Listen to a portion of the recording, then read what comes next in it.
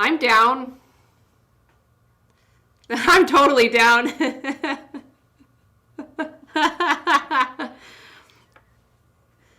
Yeah, I know where all the best seeds in the world are. We'll just, all the most fertile soil and the best seeds. Like I've been collecting this database for a long time now.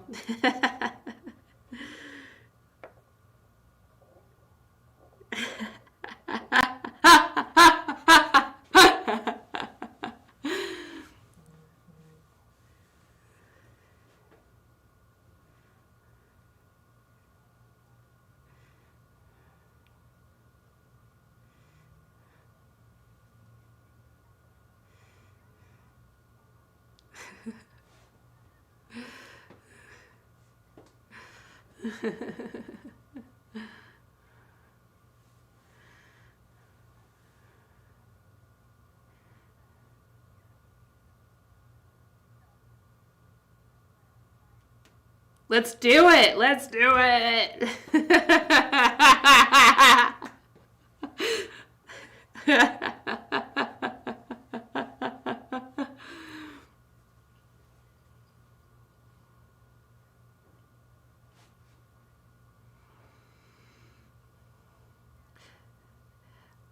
No, it's our biological drive. Our biological drive would drive us to rebuild,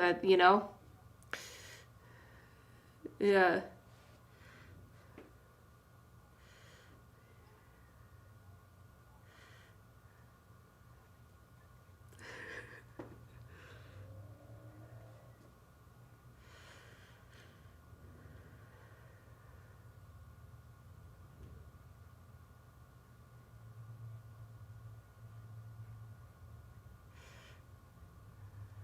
Yep.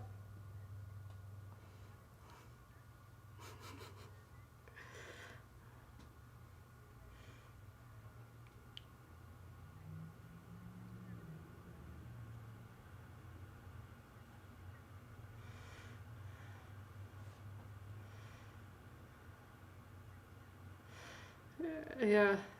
Yeah. Jeremy.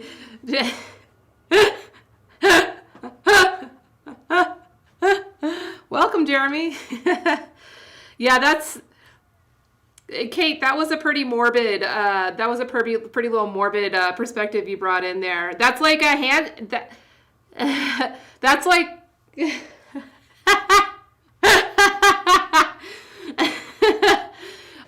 That's like a handmaid tale. I mean, it's a different situation, but like, isn't that the thing where like everybody's barren except for a few, and is like that's like the whole source of power and influence in that world is like the communities that have systems for optimizing their procreation, even if they're like, have you watched it, Kate? Or read the books? Yeah, you would like it. If you like that morbid kind of perspective, you could watch it. It's pretty crazy.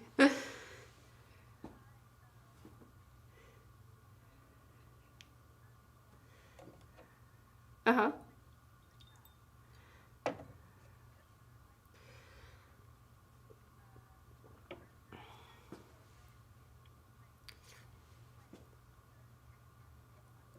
Okay.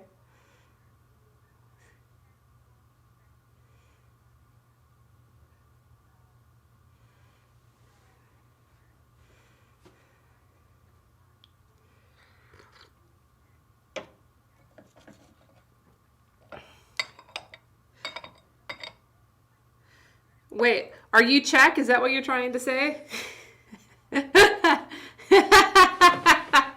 All right, so your humor is not as bad as it could get. I get it. uh, yeah.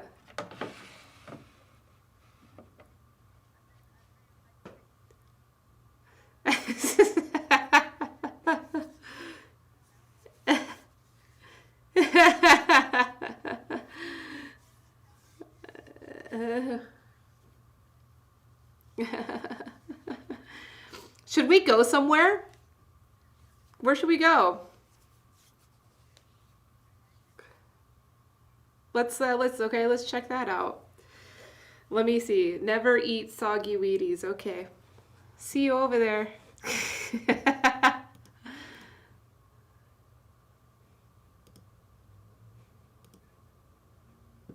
He'll come. He'll come. He actually had the time to go to Hobby Lobby today, I bet. So we're in for a treat. We're in for a treat.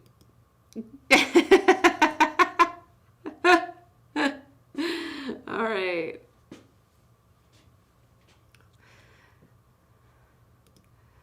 So yeah, just confirming with everybody, we are streaming now. And morbid humor is more than welcome, Kate. So don't feel a need to censor yourself.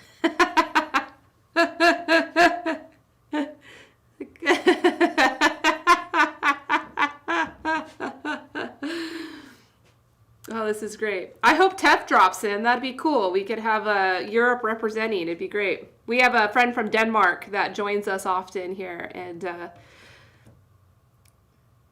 he's from Denmark. Oh, well, like originally, his I think he's from Poland. He told me one time he's from Poland, his family. Oh, you know what? He is actually from Pakistan. He always says he's from Saudi, but he's from Pakistan. Yeah, yeah. I'm like, why do you say that? I don't understand. Why you say you're from Saudi?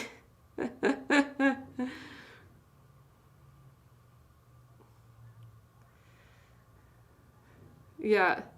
Yeah, I mean, he might do that just out of fear of, being judged or whatever. But yeah, he's from.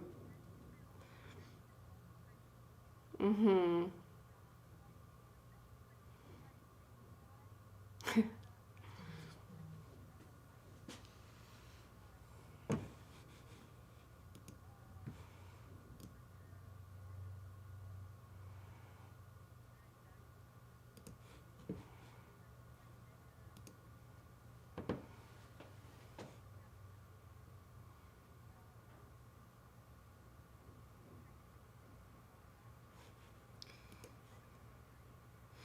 Yeah. Mm-hmm.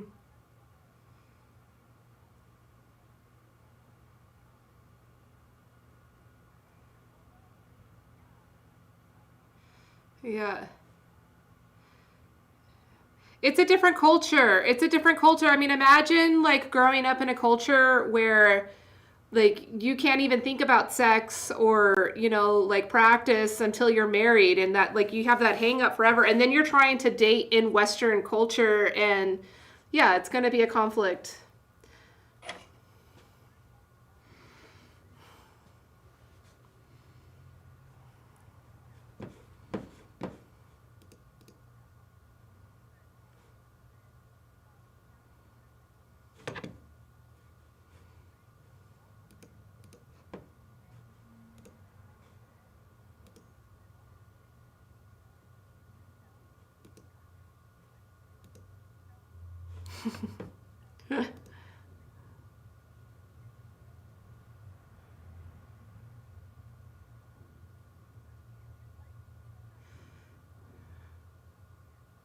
Yeah, that's also a cultural thing.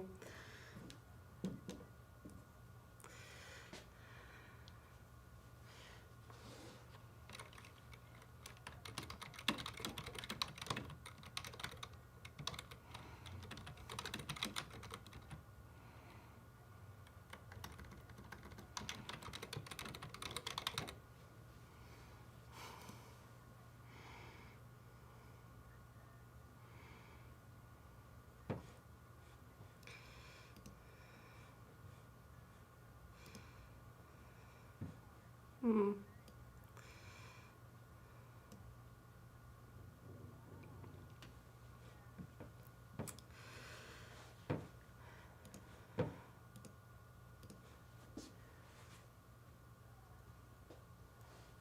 Wow. You're gonna. Oh, cool. Are you meeting somewhere special to drink tea?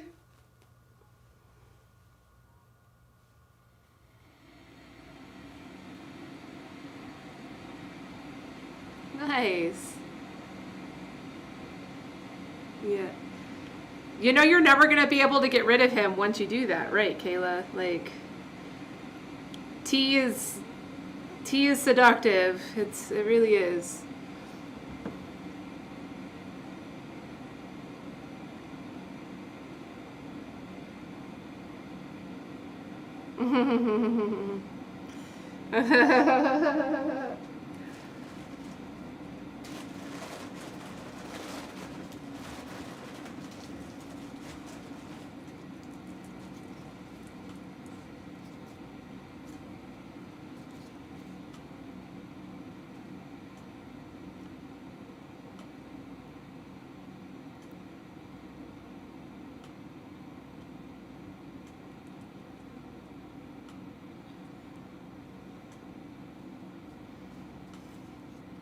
Karen's. Yeah. Karen rich environment.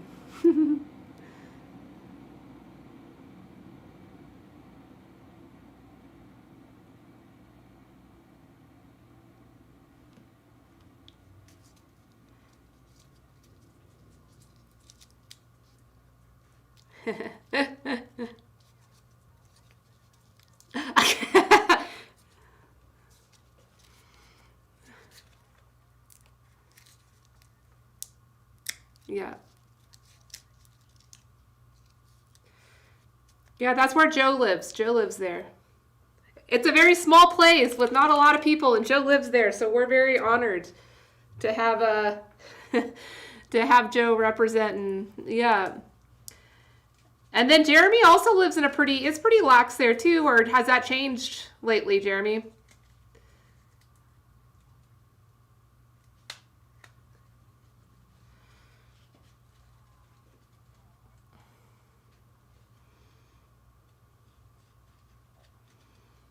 Wow. Mhm.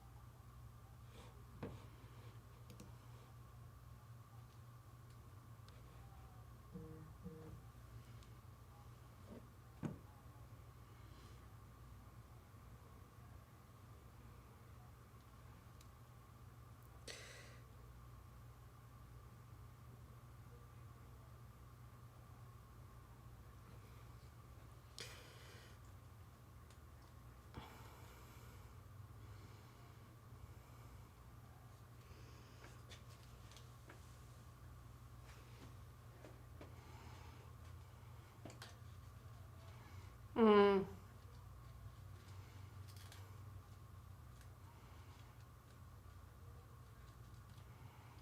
Mhm.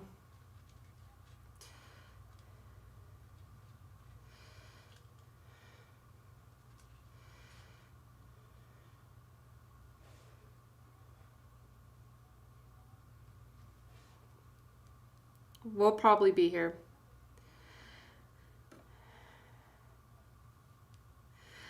Jeremy, were there a lot of people that came out to protest for what was that, 2 nights ago? 2 nights ago, the woman that got executed. A lot of people were really upset about it because there were several. Yeah,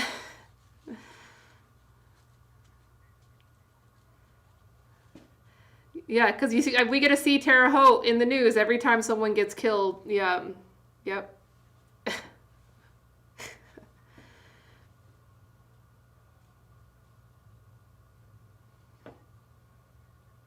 Mm-hmm. Mm-hmm. And the woman that was executed a few days ago, she did something horrific, um, and she was found over and over again to have a lifetime of abuse and mental issues, and she was getting psychiatric help, and they did have her on suicide watch, and like several attorneys had brought cases to the Supreme Court, the federal Supreme Court, to ask them just to turn it to a lifetime term. Um, and they just like did it at like 1 o'clock in the morning when no one was looking, and a lot of people were really pissed, really mad.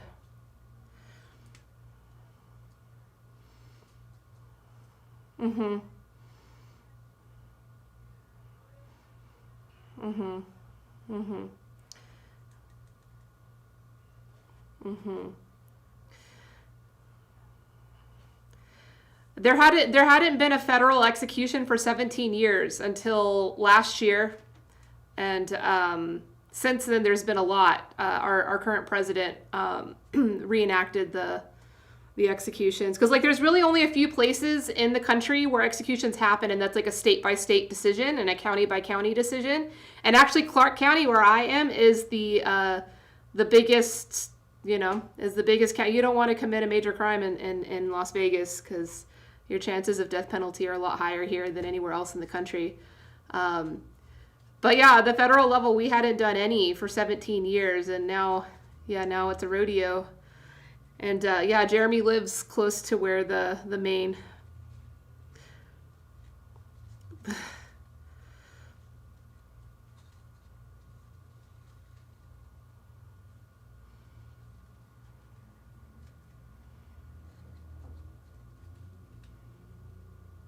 Hmm. But Biden, part of his platform was that he was gonna get rid of the federal death penalty. So we'll see. Mm.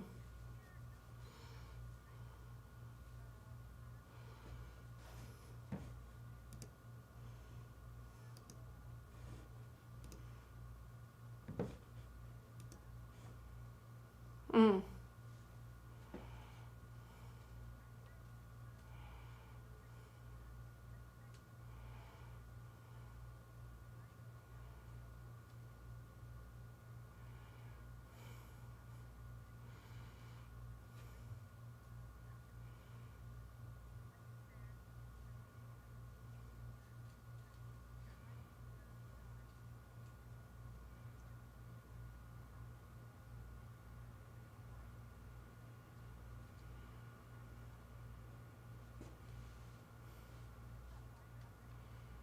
Mm-hmm.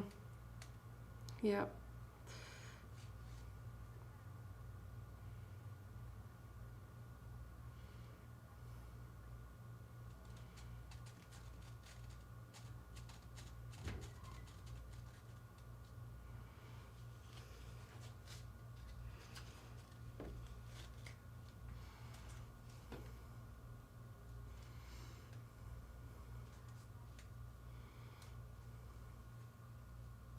Mm. Wow.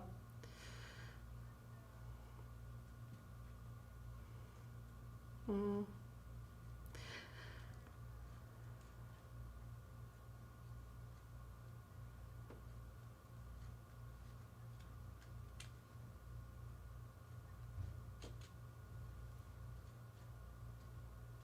What?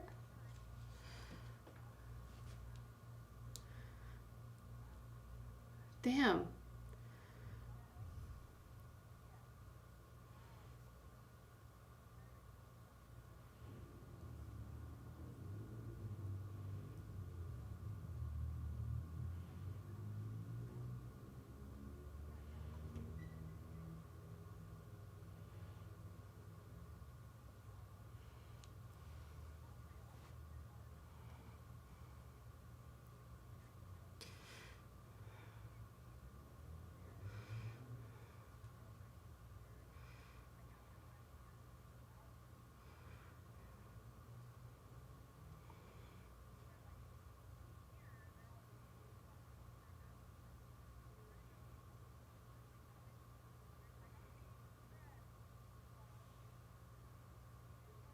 Mm-hmm.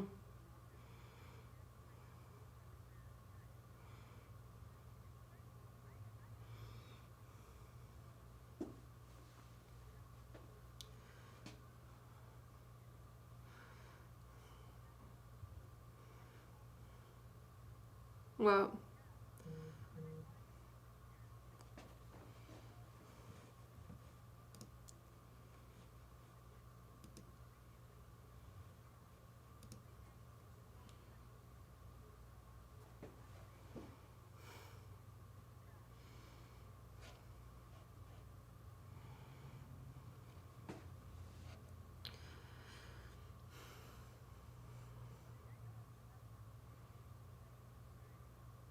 mm, mm-hmm.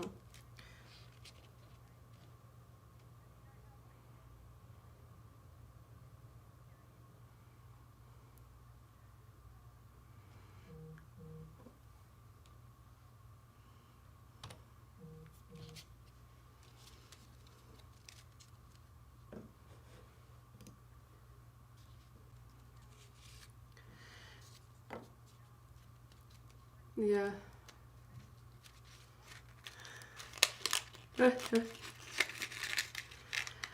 I assumed that the bad breath thing was the reason why anybody didn't like to wear a mask. That's what I assumed. I'm like, oh, you just don't like it because you don't brush your teeth good enough. I don't know.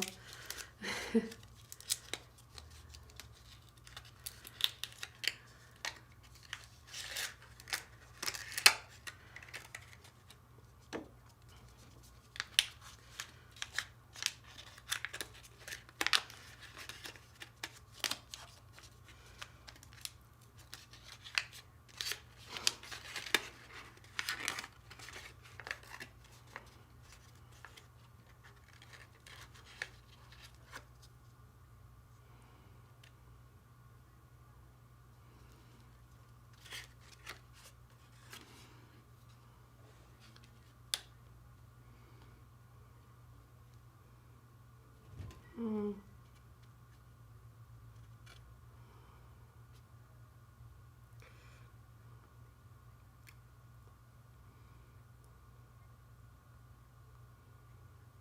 mm-hmm.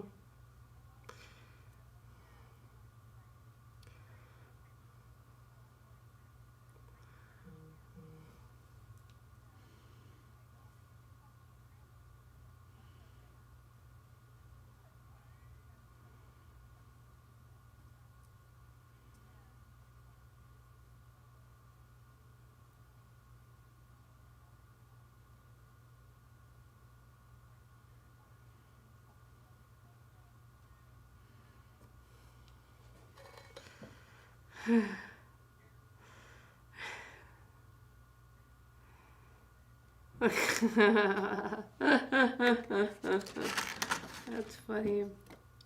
Speaking of cute, look at this. I was just like, it's like wrapped in all of these like I don't know what kind of leaves these are. Maybe banana leaves or something. Yeah, it's so cute. It's the cutest thing ever. So like pu'er tea, when they press it into bricks, they but they're usually bigger. Like the cakes are larger. I don't have one immediately around me right now, but like they're usually like almost a pound. Like the 353 grams. So they're bigger, and then they usually wrap 7 of them together into like this big thing. And so when you buy tea wholesale, you usually get it like that. Yeah. Yeah, so it's pretty cool. Yeah, so someone on Twitch said that this might be lotus leaves, which is possible. Yeah. It's just I am. Yeah. My handle is in my title. Yeah, you can see yourself. Whatever. Oh yeah, the comment. Yeah, so Hungry Wolf Kitchen. I'm guessing. Hi, Hungry Wolf. Nice to meet you. Thanks for joining in. I think that was you were an ingrediology. You came through that, I think. Yeah, so I network with a lot of like food and drink streamers, and I even like co-stream with them. We do like I'll like send tea to them, and then we stream together cooking with tea or talking about tea. But I exclusively stream about tea. That's all it is. Yeah, Hungry Wolf, you should join us. You should come. You see the link in the title of this video. You can just come. You should come on a Chrome browser though, right? Sam, is it still Chrome browser or is it opened up? Yeah, Chrome browser is the best. I just tell everybody to use a Chrome browser. Yeah, you should come in, Hungry Wolf, if you wanna meet us, meet some tea friends. How nice. And it's like the perfect size for brewing one amount. It's so cute. That's so cute. I was gifted this last time. Actually, who gifted this to me? I forget who gifted it to me, but it was after we had like parted ways in Nanoshan. So it actually, you know what? I think that Sai's niece, this was one of the gifts that she had thrown in, or maybe it was in Jishanbana at one of the tea houses I went. I don't know, but I decided to try it. Yeah.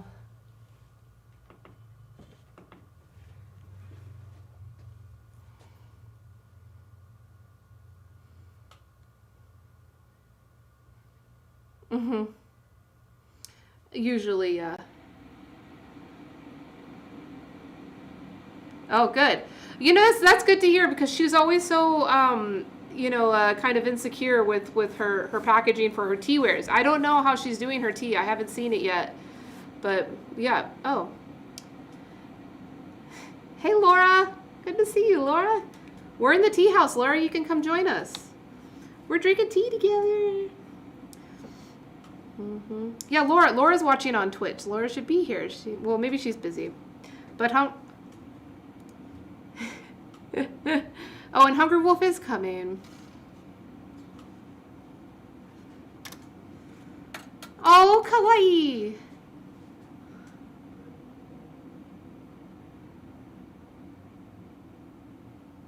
Yeah, that's from us. Yep.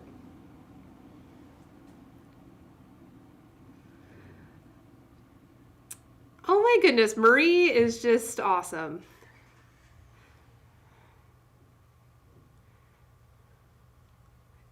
Bald oolong? It's probably Forever Spring. Yeah. Yeah, it looks like a Forever Spring. Yeah, those are good teas, Sam. You scored some good teas.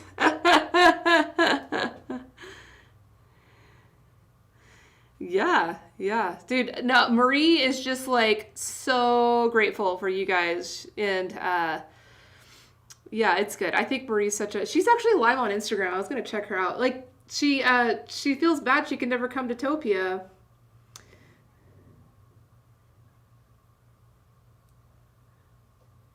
Yeah. The thing I do know about their internet is that they have their internet set up in their like living space, but then their studio space is like kind of far, but it works. Like it works enough to like send an email. And so I think it's a network issue more than anything. Yeah.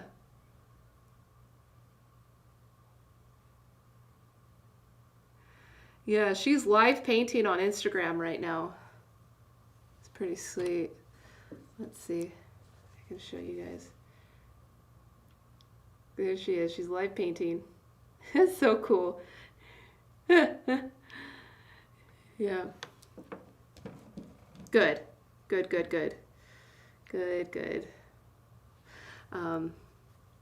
Yeah, I'll show you her. I think I've shown you, but Kate, you might appreciate this. She gifted me this for Christmas.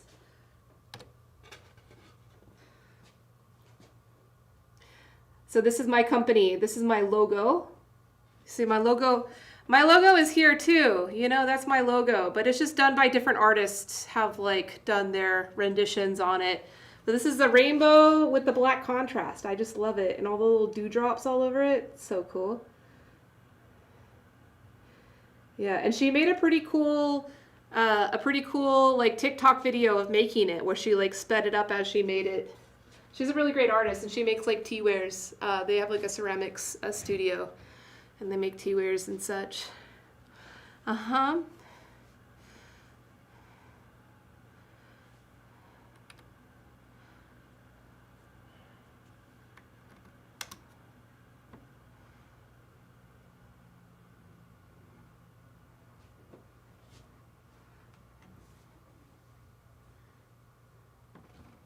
Oh, interesting.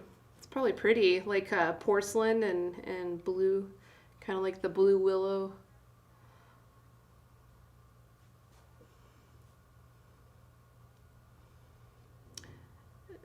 Yeah, you can.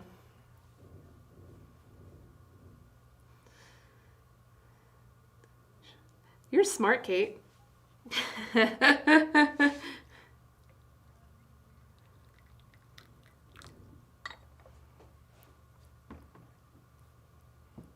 Yeah.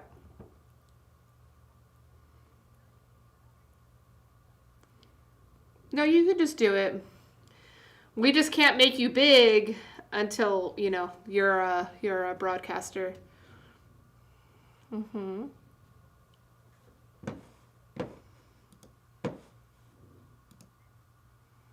Yeah.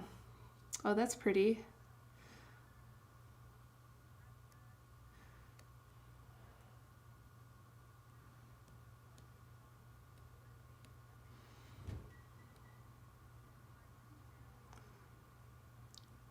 Oh, so cool. Yeah, you should.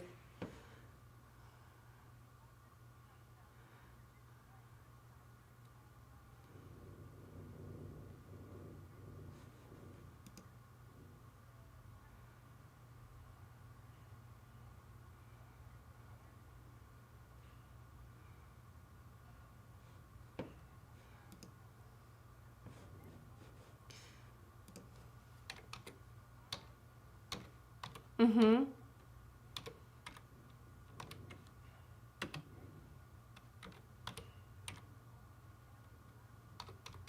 Thank you for that.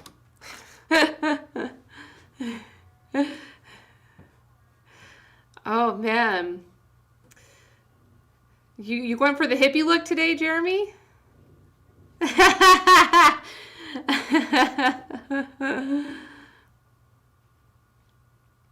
So, Kate, just to update you on the culture of this space, kind of the open intellectual talk and the tea is very important to our identity, but it's just as important as Jeremy's beard. Every week, he comes with a new festive collection, and it's awesome. It's magical. It's like people come to this, like Hannah, like Sam's wife. She comes for the beard, but then she'll stay for the tea.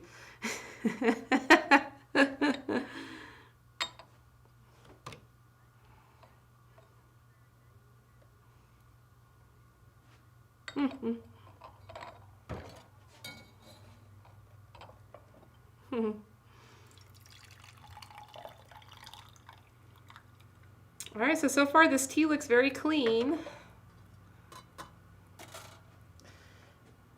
How clean that looks. Yeah. It's a lot of tea, I mean, maybe it's because it was so compressed, but it looked like it loosened up a bit. But, yeah. This is what it...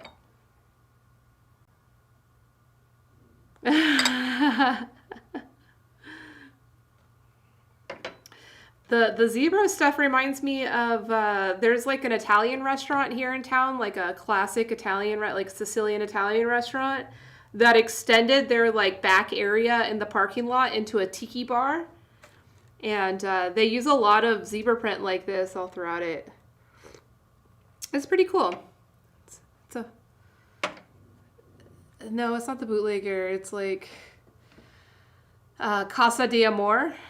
Casa de Amor, it's over on Trop, past Eastern. Yeah, she does that. Her internet connection. She'll be back.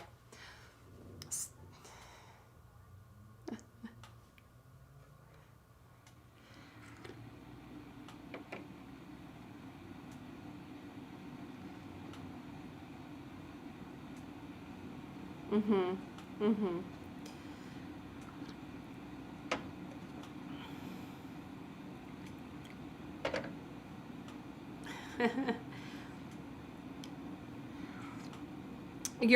The sun coming into your room looks pretty cool. Or I don't know if that's because you're farther away from me, or Let me go try to stand on top of all you guys and make sure I'm getting you clearly. No. Yeah, that's your son. That's cool. That's very cool. Yeah. Oh, Hungry Wolf, you're having trouble. Are you using a Chrome browser on your computer? It won't work on your phone. And you don't have to install anything. You just put in your name and drop in, give permission to your camera.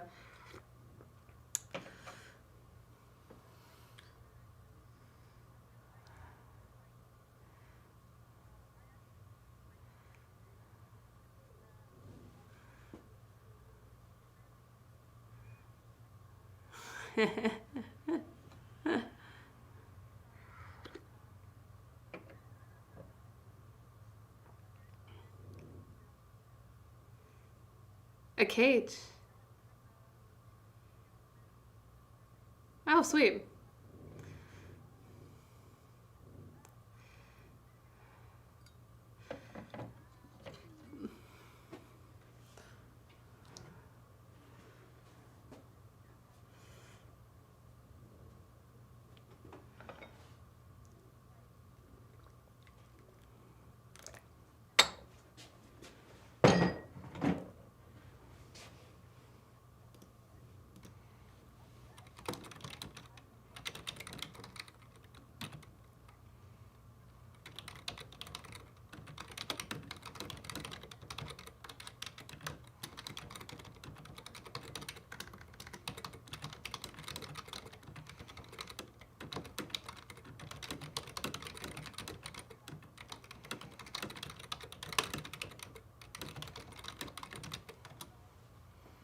Oh, sweet. Yeah. Yeah, that's in. Or yeah, you're it's a new look though, because it's usually shaved, right? Or it's shorter.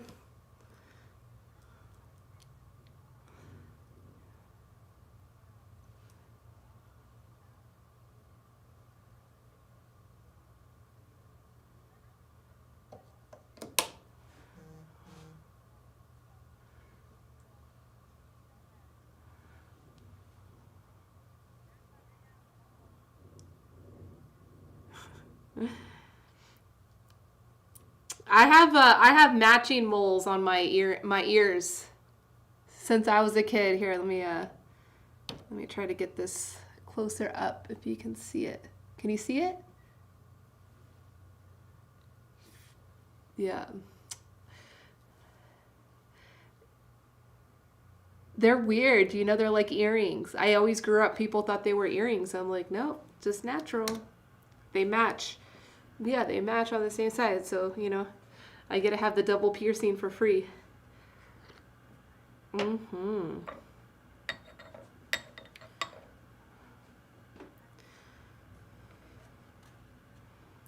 What is this?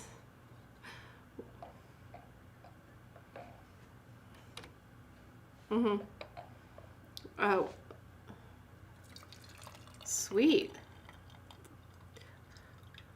It's so cute. What's the bunny's name?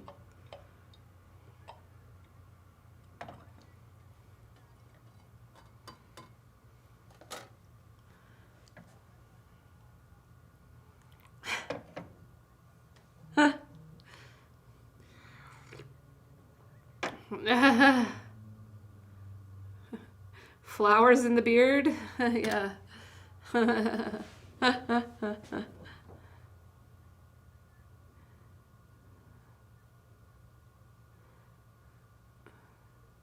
Aww. Aww. Does she have to go to work, Sam?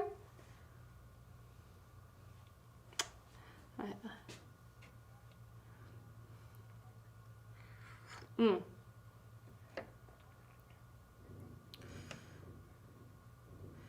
Oh, she's getting it. Good. Mm-hmm. Mm-hmm.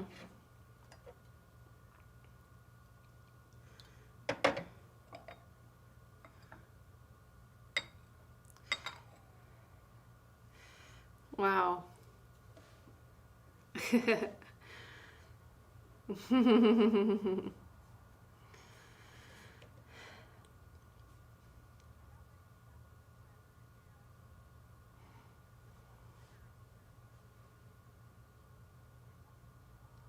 Oh, nice. Oh, he's got good stickers.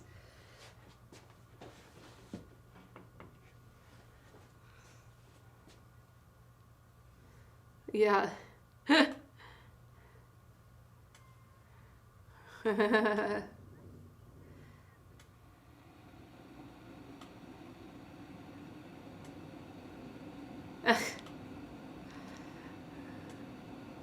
You can make stickers out of them, and then, they can be everywhere.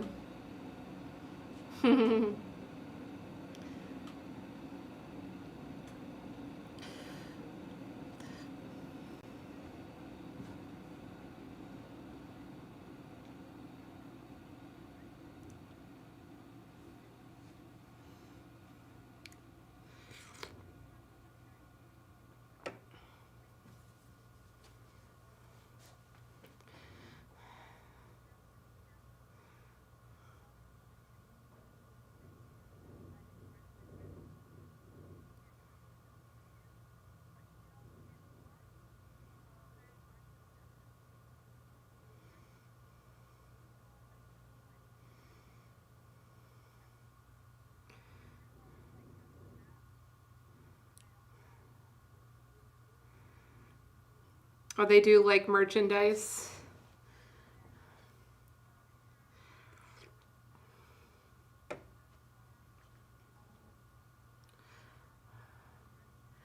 Yeah, Kayla, it really matters how many you want to print, and what's the purpose of it. There's better solutions for different things. I mean, the best is just to work with the local printer. But then local printers, like small business printers, they usually have a certain minimum, or else it's like really expensive. So then it's better to work with these other companies just to kind of print on demand. Yeah, Sam did. Yep.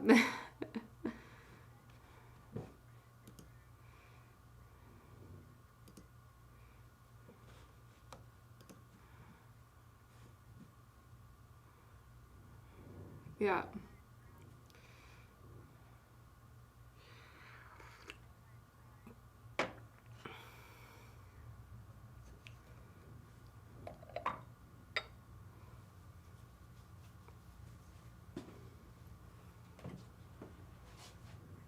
Oh, it's pretty. Pooping. Oh, he bites your cables. Yeah, that's not good. Yeah, that's...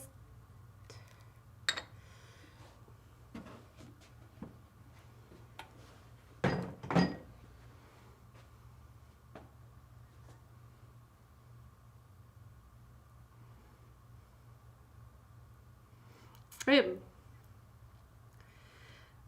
You could stick it right on Jeremy's beard.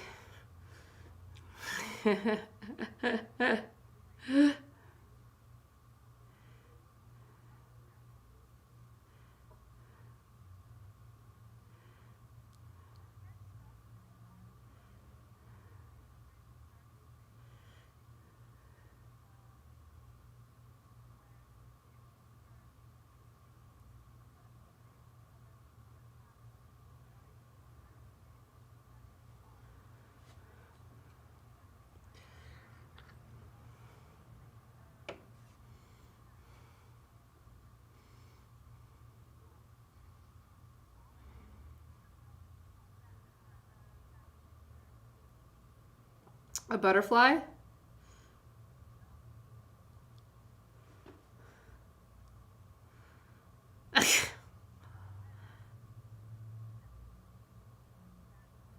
A penis? Really? Gosh.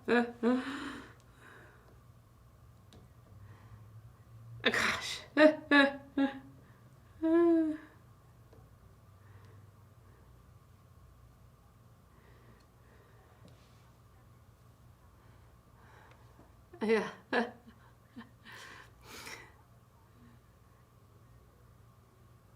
Yeah.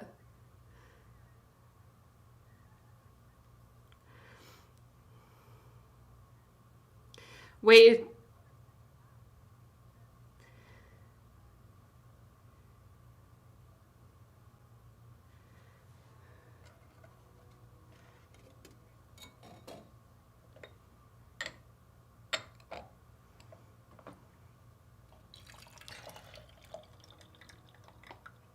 Mm-hmm.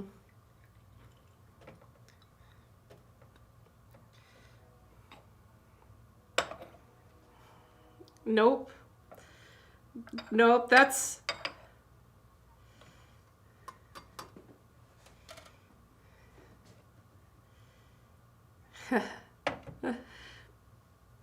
Well, I mean.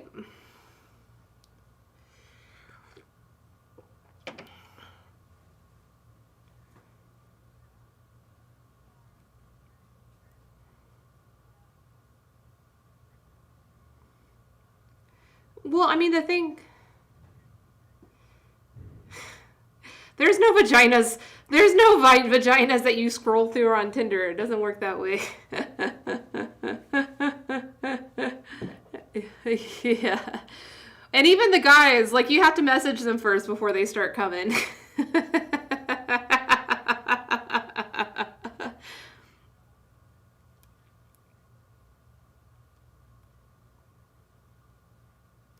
No, it would absolutely not work, Sam. It's a good thing, Sam. Sam, it is a very good thing that you're married because you would suck on Tinder.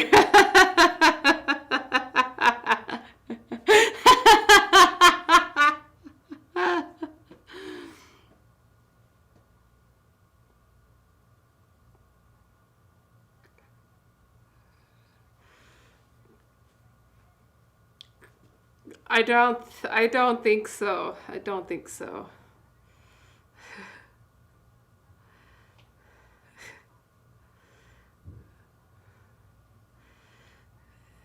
Yeah, I mean they make an OnlyFans and they get paid. Beaver bump.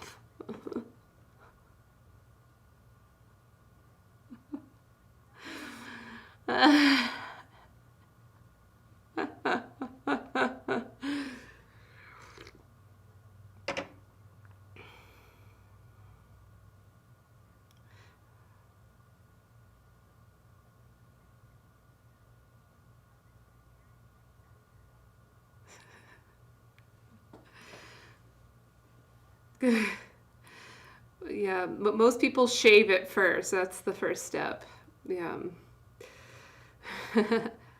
But hey, I wanted to say something, Kate, about your comment about your friend's art because I actually think that art like that's very powerful, and you don't have to do research because if the statement you're trying to make is that like vaginas are like the infinite amount of planets that are in our universe. Like we don't even know, what everyone looks like. And so you can kind of, it's like the Alien Planet show, the Alien World show where they just like make up something and it's like whatever you want to make up, it's like as long as you understand like the mechanics of a vagina, you can make up it. If you're painting it or creating it yourself, yeah, you don't even have to research it.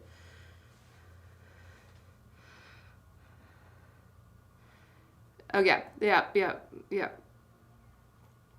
yeah.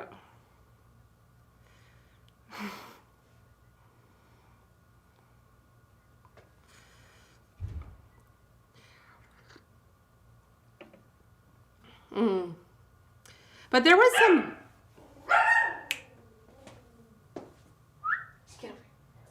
Hey.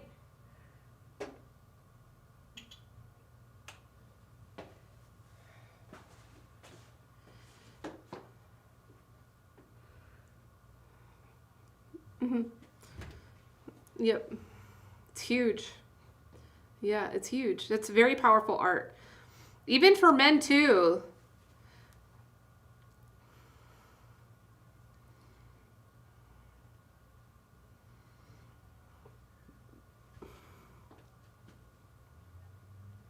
Hmm.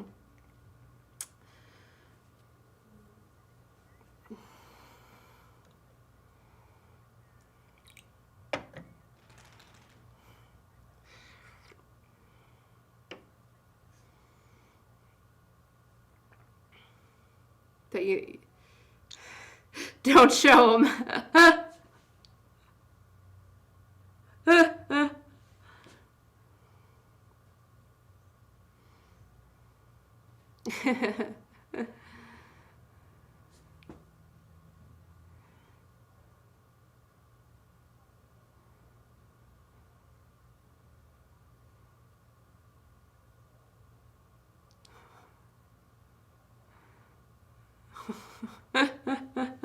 Yeah, that's a good meme. Lots of good memes. There's a lot of terrible memes, but all right. Uh-oh. Yeah, you.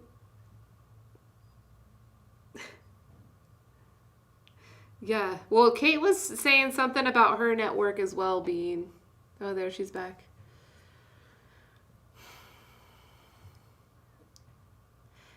There's, yep, all kinds of glitches. Yeah, you had a glitch, Kate. You went out and in for a bit. Mm-hmm. Mm-hmm. Mm-hmm. You know what happened today on Instagram that I thought was insane? So Instagram has like a TikTok, uh, feature, the reels. And I saw someone make a pretty cool reel where she took a whole bunch of tea bags and she made a t-shirt. She like sewed a t-shirt with the tea bags. And then she wore the t-shirt and then she sat in her bathtub and like steeped herself. And I thought it was really cute and funny. She had some song playing in the background while she made this video. And so I like reshared it to my stories, which is totally fine in Instagram because they like link back to the original poster and it's a very compliant way of sharing people's content on Instagram. And like the transition from the reel to my story like triggered some of their licensing stuff. And my video got like deleted and I like got a warning for copyright of having this girl's Reels song in my Instagram story video. I'd never had that happen before. That is so weird. Because even stories, you can put video, you can attach video to it. Like the Instagram app lets you do that. So I guess they don't have it set up where they can pay out the licensing fees when you cross post like that. So yeah, Kayla's, those are pretty. Those look like little like Russian dolls, like the yeah.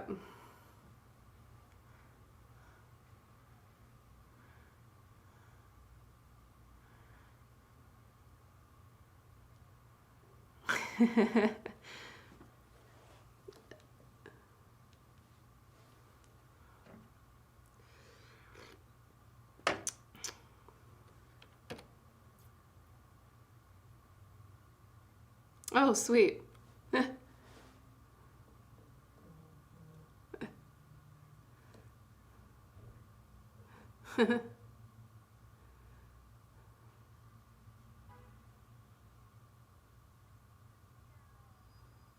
Yeah, it's your network.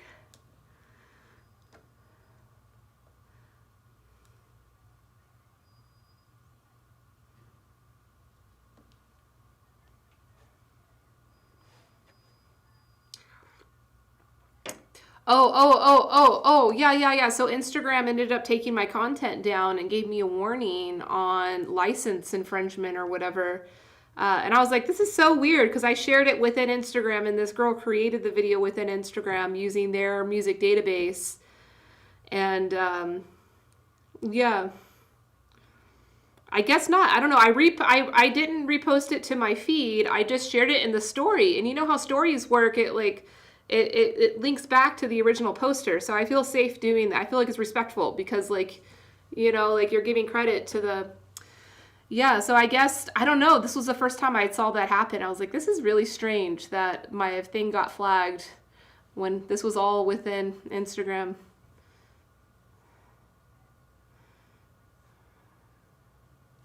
Mm-hmm.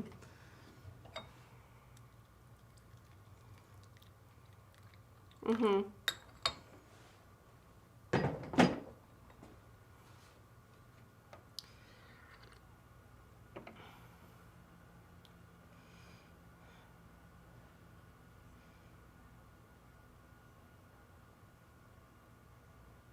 Mm-hmm. Yeah.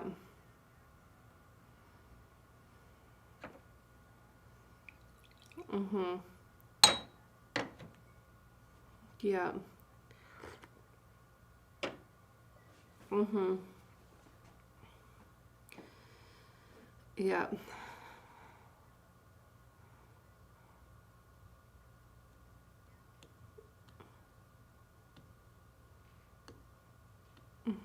You're talking about like content creators? Okay. Yeah. Dude, yeah, YouTube, like that whole vortex of corruption there, like there are like content farms in Vietnam that just like optimize the SEO of video content. Like, and then they create, yeah, yeah, yeah. So then it gets, because they know that'll be more viral and then they get more of the ad revenue.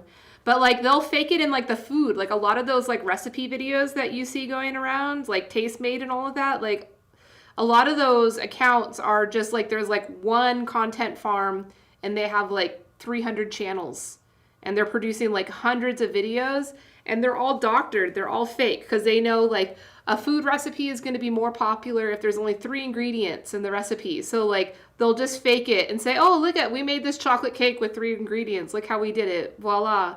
And like if you really followed what they do, it's fake.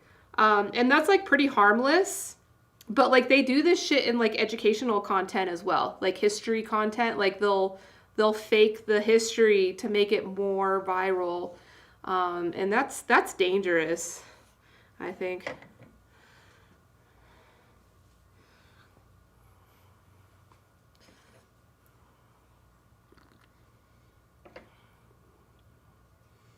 Mm-hmm. Yeah.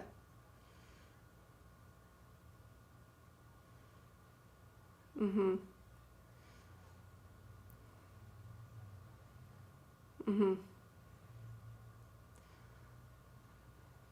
Mm-hmm. That's why I'm a. Mm-hmm. Yeah, that's smart. Or the just reading the peer-reviewed documents and such. But that's why I like Twitch so much, because Twitch is a lot different than YouTube. It's not like this like edited and produced thing that gets uploaded weekly. It's like this. It can be pretty mundane and boring, but you don't have to watch all of it. You know, you can just catch parts. You know, and interact with the chat. And um, yeah, I think that that's a great content platform.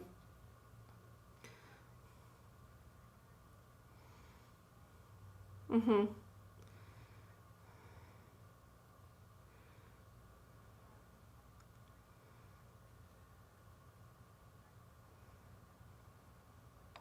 Mm-hmm.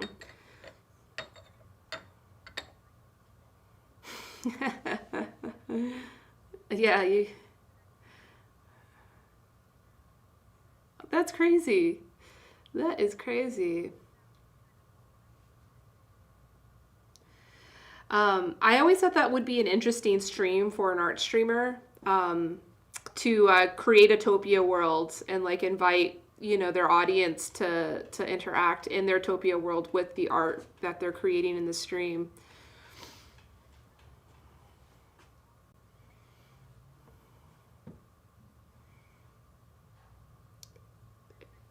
He would love it. Yeah, he would love it. I like raid different streamers after I finish, and one time I raided a very popular like manga artist, and he was actually very friendly. He was like, "Oh, thanks for the raid. Who are you? Tea, what'd you do?" And I'm like, "Oh, we had tea in our virtual tea house." And like he was like, "That sounds interesting. What was that?" And he allowed me to share the link for the Topia Tea House. And we had like eight people showed up into the tea house and were like, and they were all art streamers, and they were just looking around and they were like, this is incredible, like I can just upload my own art into here and I can invite people. And I'm like, yeah, you could do that. So I think that that's like an interesting marketing tool that Topia could do, to get exposure, of Topia. And yeah, maybe you could kind of lead that.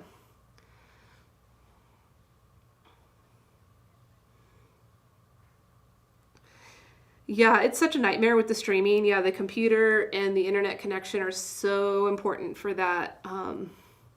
Yeah, yeah, yeah, because your upload.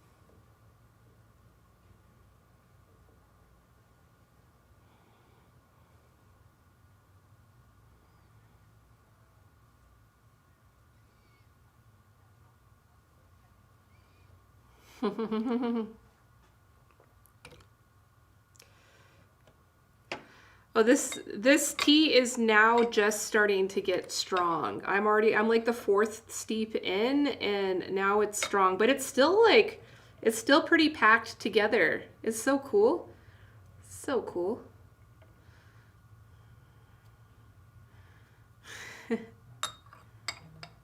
Oh, Hungry Wolf, come join us, Hungry Wolf. We want to drink tea with you.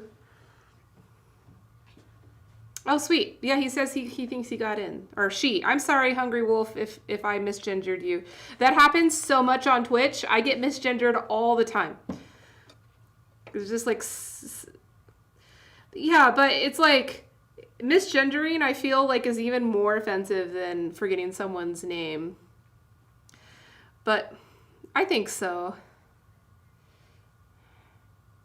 It is. It's offensive. Yeah, you know, but not as offensive as being misgendered, especially if you, like...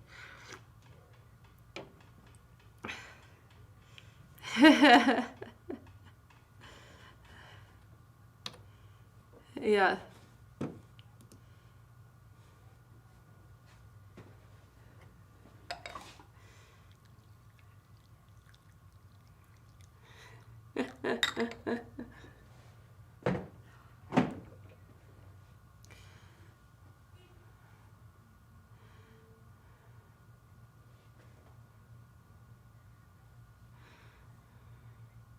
Yeah.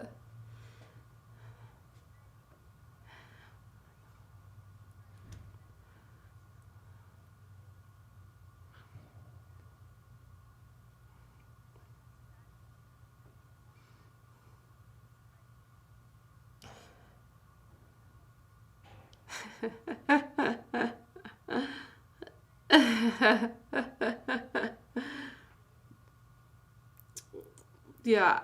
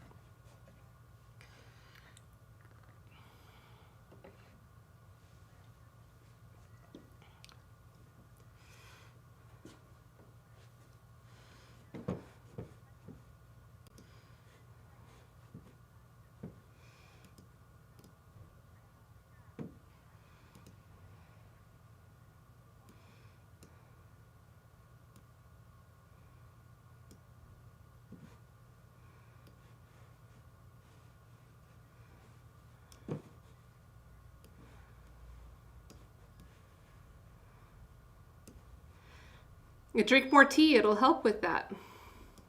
Tea. Yeah, you should. It's good. It's good. It's like super educational. It's probably like one of the most educational streams I've done yet.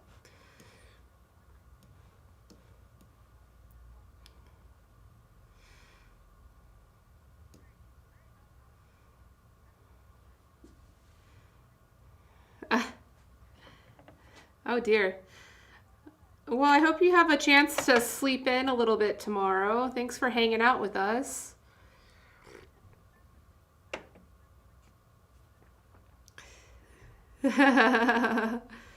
Awesome. Yeah, we do this every week. We do it every week. So, yeah, feel free to come back anytime. Yeah. Yeah.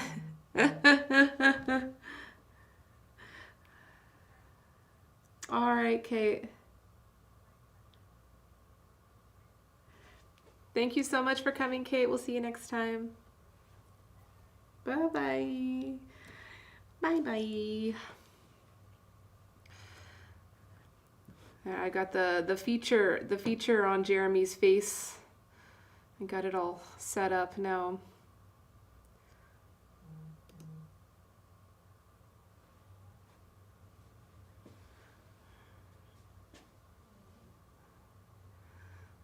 Ah.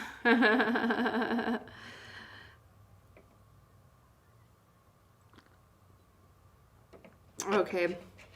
So you would think at this point we would know all the technical problems that are possible. But, you know, every day.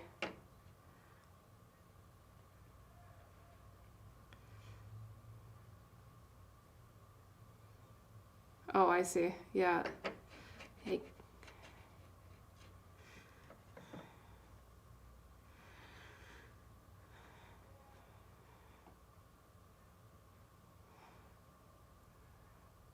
Oh, okay, yeah, yeah. I mean, was his like little like video feature coming up? Was the little video box coming up and it was just black or? Oh, okay. That's probably it then. So pretty, Jeremy. So dainty.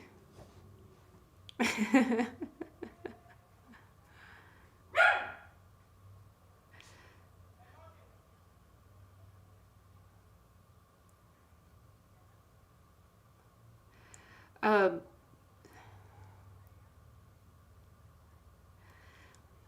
Jeremy, you might need to invest in a little package of like bobby pins to help keep it all in. Yeah, that might help. I got all the equipment.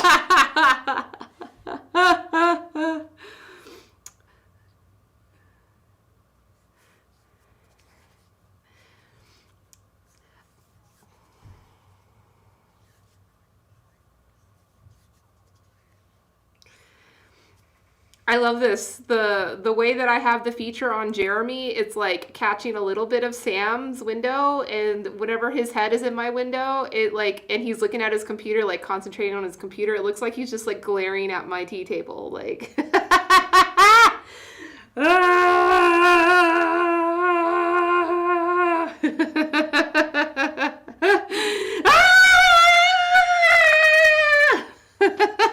Stop.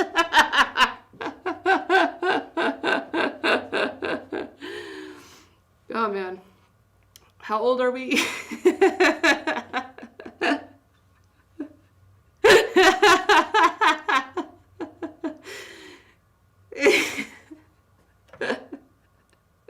But never older than 16.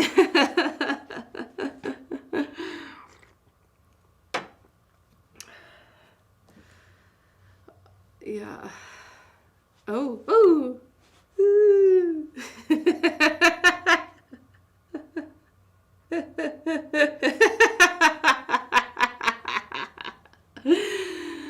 Oh man, oh man, oh man. All right, I'll go back to normal. I'll go back to normal. Much safer. I gotta make it where it's like my disco ball is hanging from that tree. There we go. Perfect.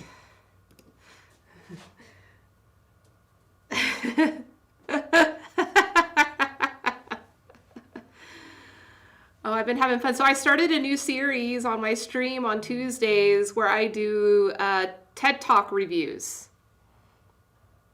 Yeah, so we just watch TED Talks and I either heckle them or I'll like stop the TED Talk and like do my own TED Talk and then go back to the other TED Talk. Yeah, no, it's cool because yeah, TED Talks are all like Creative Commons. You know, they like want them to be redistributed and sent out on new channels. So yeah. Yeah, exactly. That's what it is. Yep, that's exactly what it is. If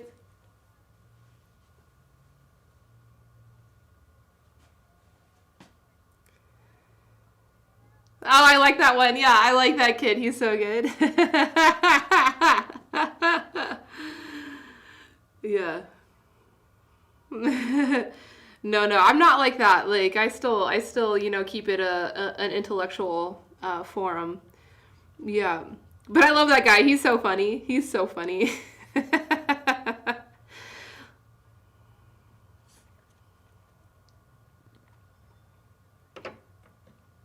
My stroke of insight.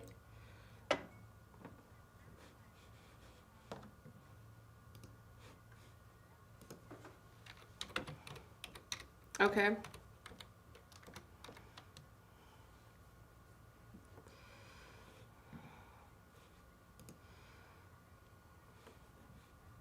Mhm. Yeah, I see it. Cool. Yeah, she looks familiar. I've actually seen this like years ago, but yeah, I'll watch it on my next stream.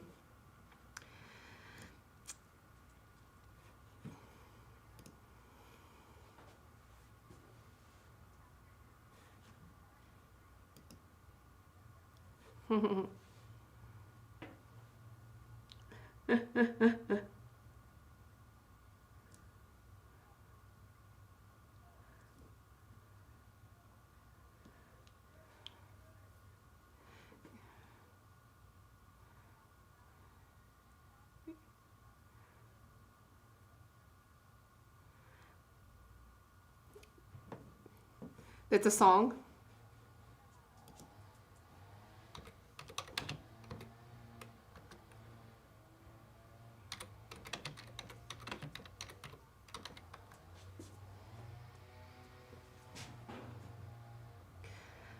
Oh, cool. Yeah.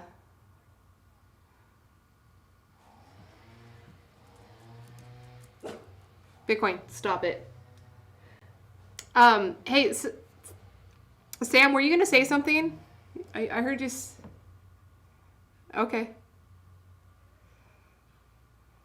Oh yeah, yeah, yeah. How'd that turn out? Yeah.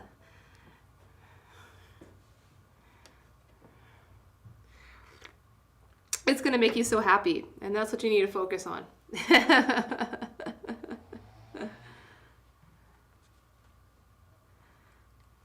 Oh, come on, Sam. Come on.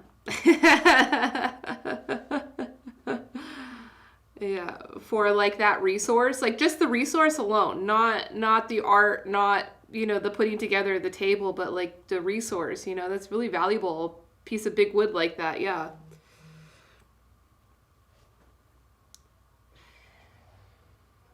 Okay. Yeah, yeah, you'll be making all kinds. Oh, cool. That'd be great. Yep. Yeah. Yeah. I mean, you've already got like the regular casual shirtlessness. It's gonna fit in really well with your chainsaw art.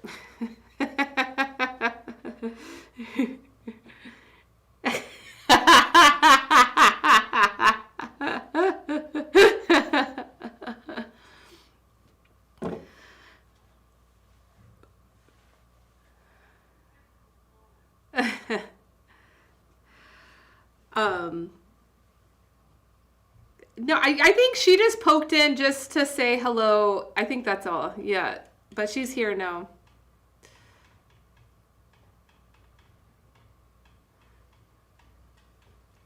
Yeah. No more lurking. She's here. Hi, Laura. Welcome. Yep.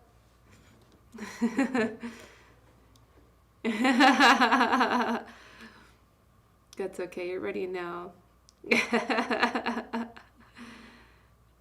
No, no one's leaving. Nope. Nope. Oh.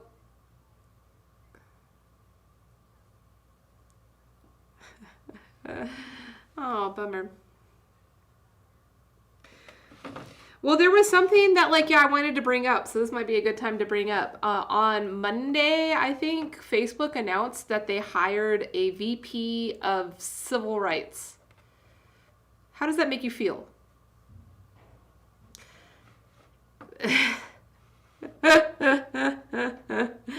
I don't know. I don't know.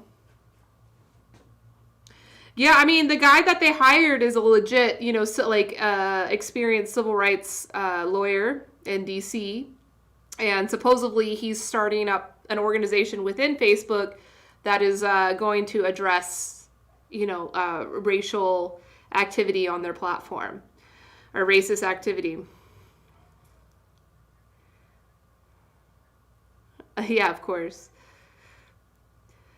I just I felt like that was like a really, I mean, it was definitely PR, but at the same time, like, I think it's important too. It's like, maybe there is a place, not for civil rights. I think the word civil rights, because that like denotes a certain, focus of what civil rights has meant in the past. But like, just like civility, just like, how to come up with the standards, the community standards, and how to enforce them and how to evolve with them.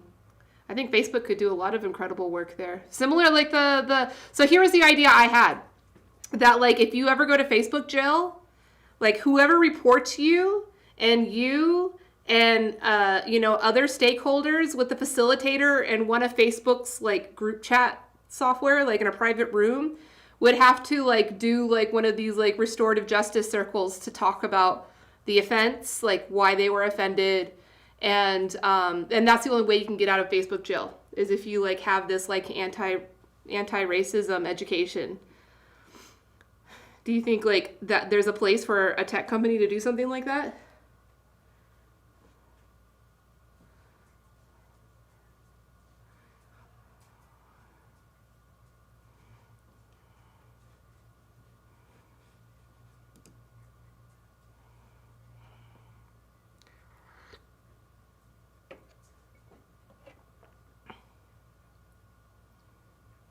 Yeah.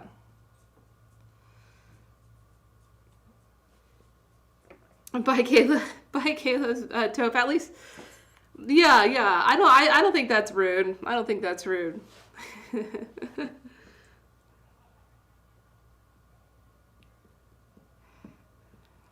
Mm-hmm.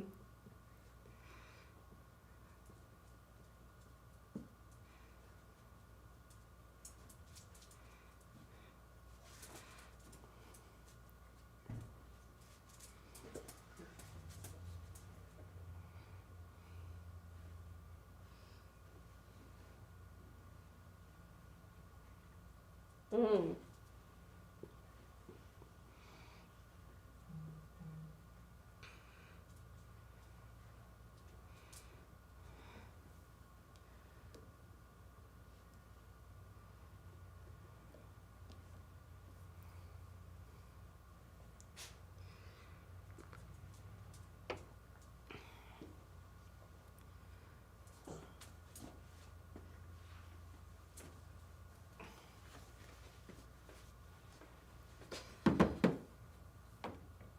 Sit down, boy.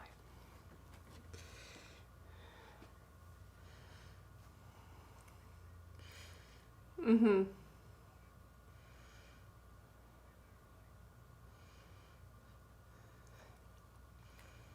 Yeah.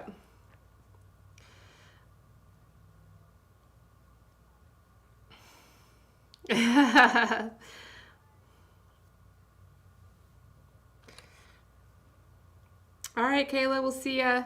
We'll see you next time. Bye.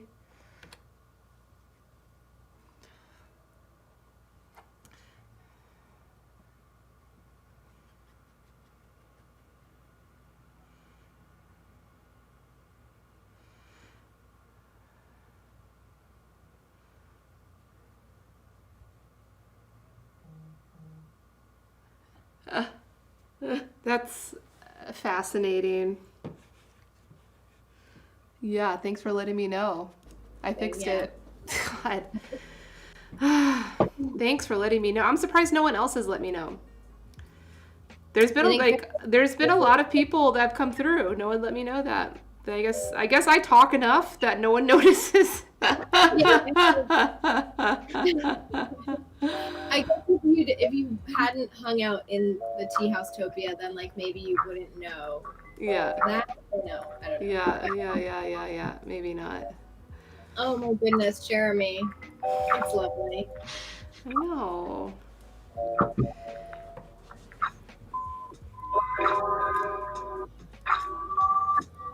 It is. It's coming along nicely. Yeah, it's coming together a little better. Sam, you want me to get Bitcoin to bite you? He will bite you. Careful, Sam. I know, he's done it before. Here, I gotta get out of the way so you can do it. Oh my gosh. Bitcoin, who's that? Who's that? Oh who's my that? goodness. Who's that? Who's that? Who's that?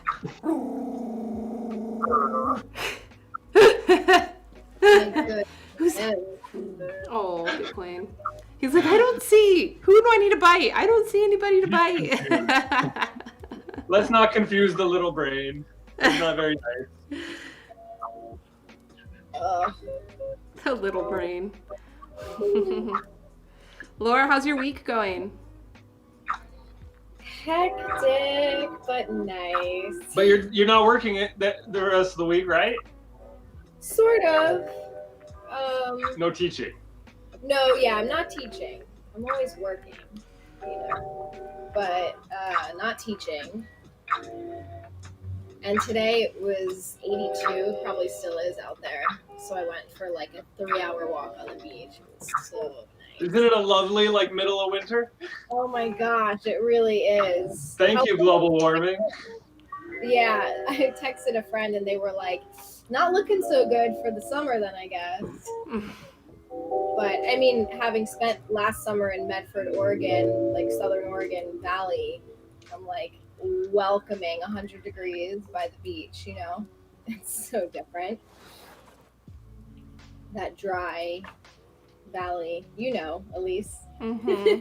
Yeah. Not quite as bad as Vegas, but yeah, Vegas is definitely dry. We were warm today. We were at 70 today. That's pretty warm for middle of winter here. Yeah, it seems like everywhere. It was 50 something in New Jersey too, I was told, where I was born. Sam, how hot is it in your neck of the woods? It's in like the mid 70s, but where I'm moving, it's in the upper 50s. Yeah. Are you excited about that? Definitely. Yeah, that makes sense. Like, I am very excited to move somewhere where there's actually seasons. Right. And it's it's only because it's more because of elevation that there's seasons. Right. Because we're going to be at 3,300 feet, and we'll get a little bit of snow a couple times a year. Yeah. And that we're definitely excited about. I'm excited for y'all. So I've never been to that. I've never been to Yosemite or anywhere in the vicinity. So. Well, you'll come, and you'll see just how beautiful it is. Yeah.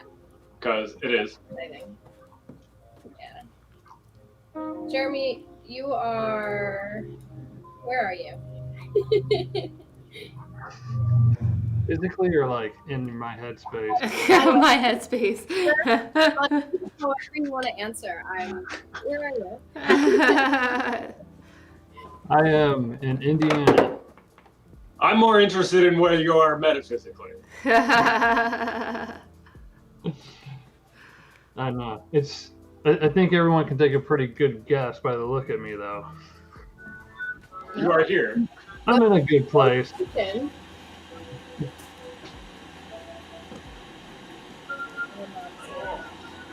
Yeah, I mean, I grew up out in the desert, California, and I didn't see 4 seasons until I moved out to the East Coast. So once I had that experience, I don't think I can ever go back to the desert. Ever. I mean, not like live there. I think I'm the opposite. That's quite funny.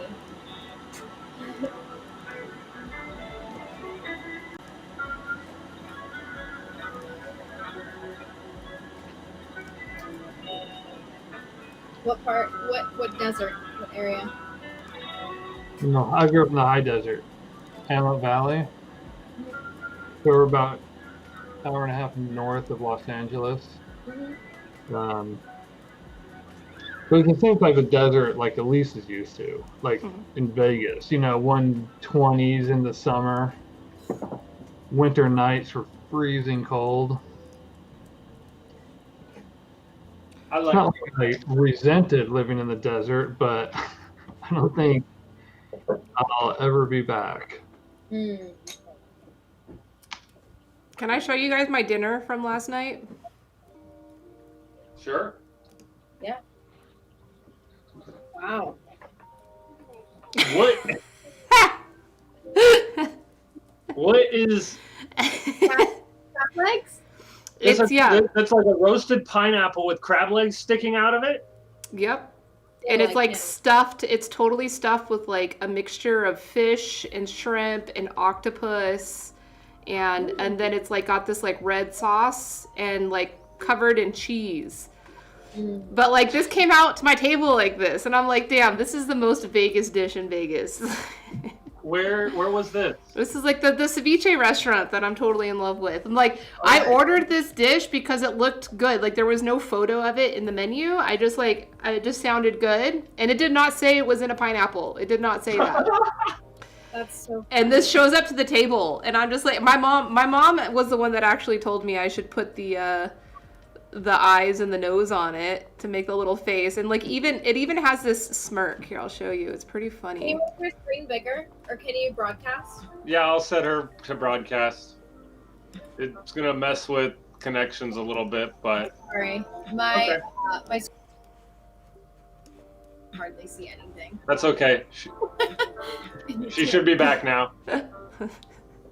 Sweet. Thank you. There you are. Oh my goodness. Look, it's like little smirk. It's so funny. Wait, but then the mouth is down at the bottom with the crab leg coming out of it, right? No, this is the eyes and the nose and the hair. So that's the head, and then here, let me make it small again. The waitress got such a kick out of it. But yeah, it's all filled here, and then the crab legs coming out the bottom. It's like she's like kicking back, just like came out extra hot. Yeah. That's ridiculous. I really thought that was like the best food picture I've ever taken before. It looks really yummy. So. It was very yummy. It was a lot of food. And it was only like $23, and it was like loaded with seafood. That's definitely an affordable, good seafood restaurant if you ever come to Vegas. I like that you say only $23 because my limit is like $5 per meal. Yeah, that's usually my limit. But do you eat grilled pineapples filled with fish and crab legs and shrimps? Okay, yeah. In San Diego, if you were to go to any restaurant in San Diego and order something like that, it would be at least $60, you know? Oh, wow. Yeah, that's expensive food. That's wild. Yeah. Wow. So my parents were actually in Vegas last weekend. Oh, sweet. Did they have fun? Yeah, they had a good time. Good.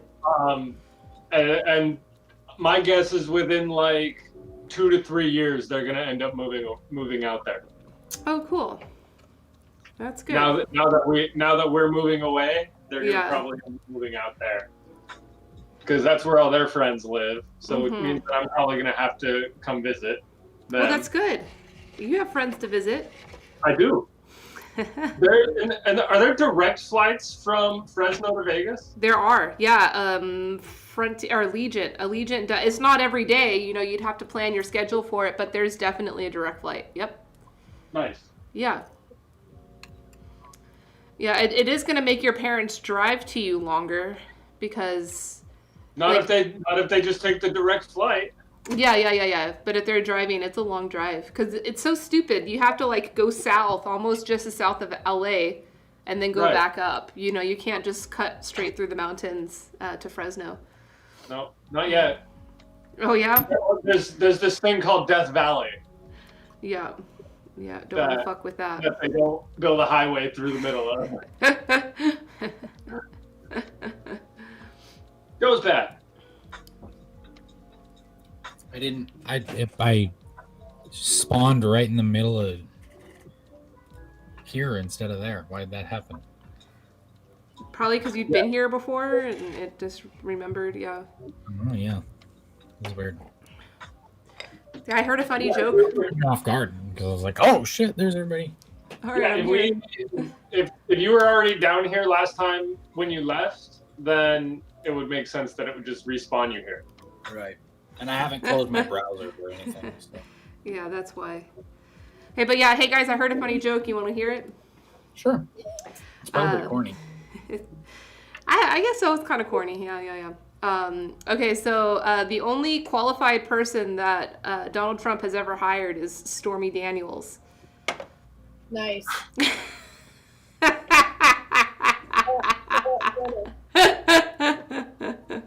I'm too politically ignorant to get that. That was the porn star that he paid off. Yeah. Paid off to like not say something? Yeah. Okay. Yeah. But then she said something? Yeah. So yeah, we all knew that he hired her at some point. Okay. And she was the most qualified person he's ever hired. Because that's the kind of the joke going around is that like all the major corporations are gonna like boycott hiring any of his team. Especially like media companies. Like media companies or anybody that's like sharing the news, they're being told don't hire them. And then if those people do end up in positions of like PR and communications for other companies, that you should never believe, you know, anything that they bring. Anyway, yeah, I thought that was funny. I had a giggle on that one. I liked the Etch-a-Sketch too. I sent that one to Sam. Yeah. It's just like Trump holding up an Etch-a-Sketch and it says "Follow me on Etch-a-Sketch."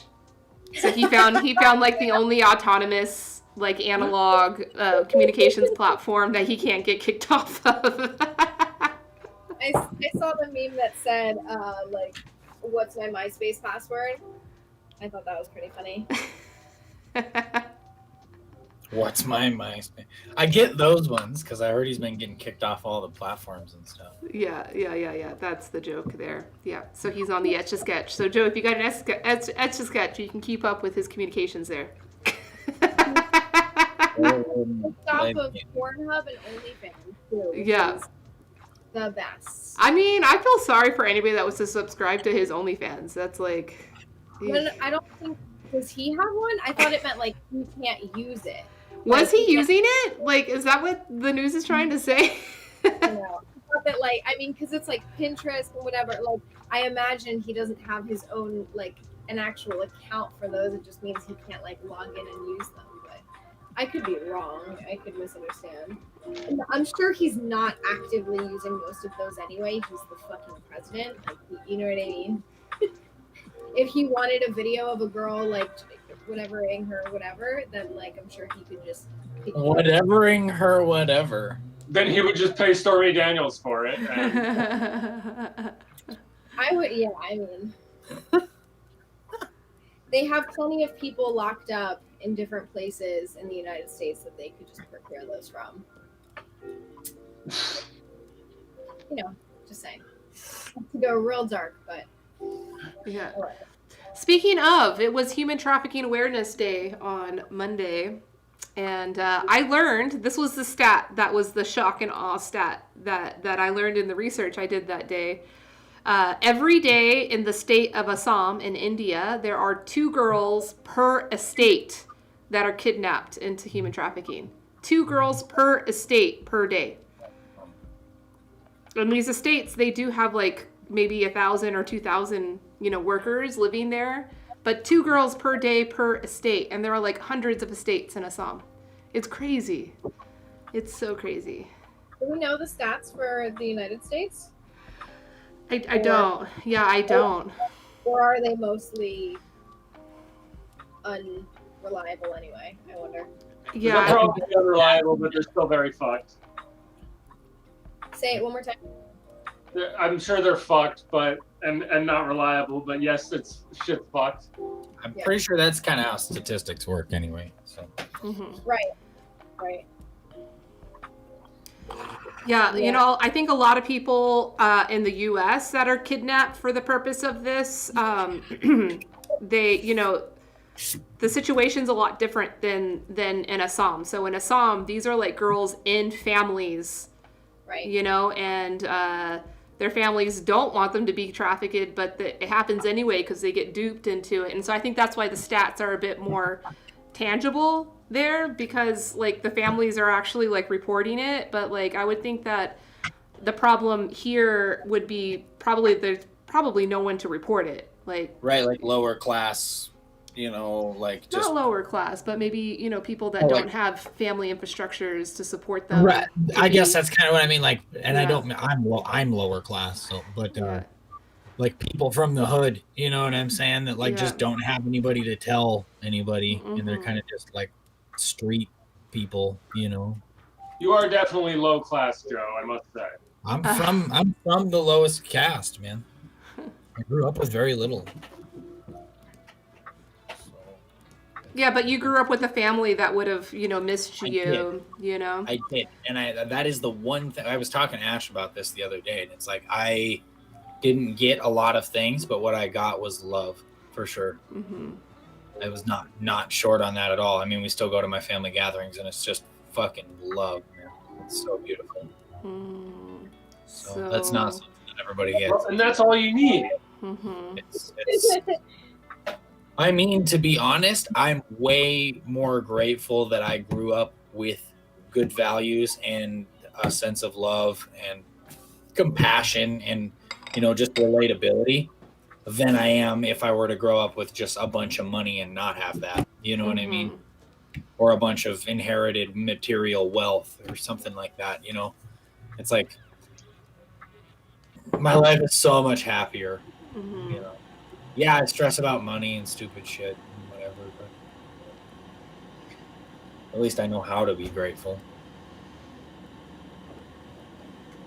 So. I saw a headline of an article. I didn't read the article. I should have, but the headline I thought was intriguing enough. It was saying the importance of not gratitude shaming.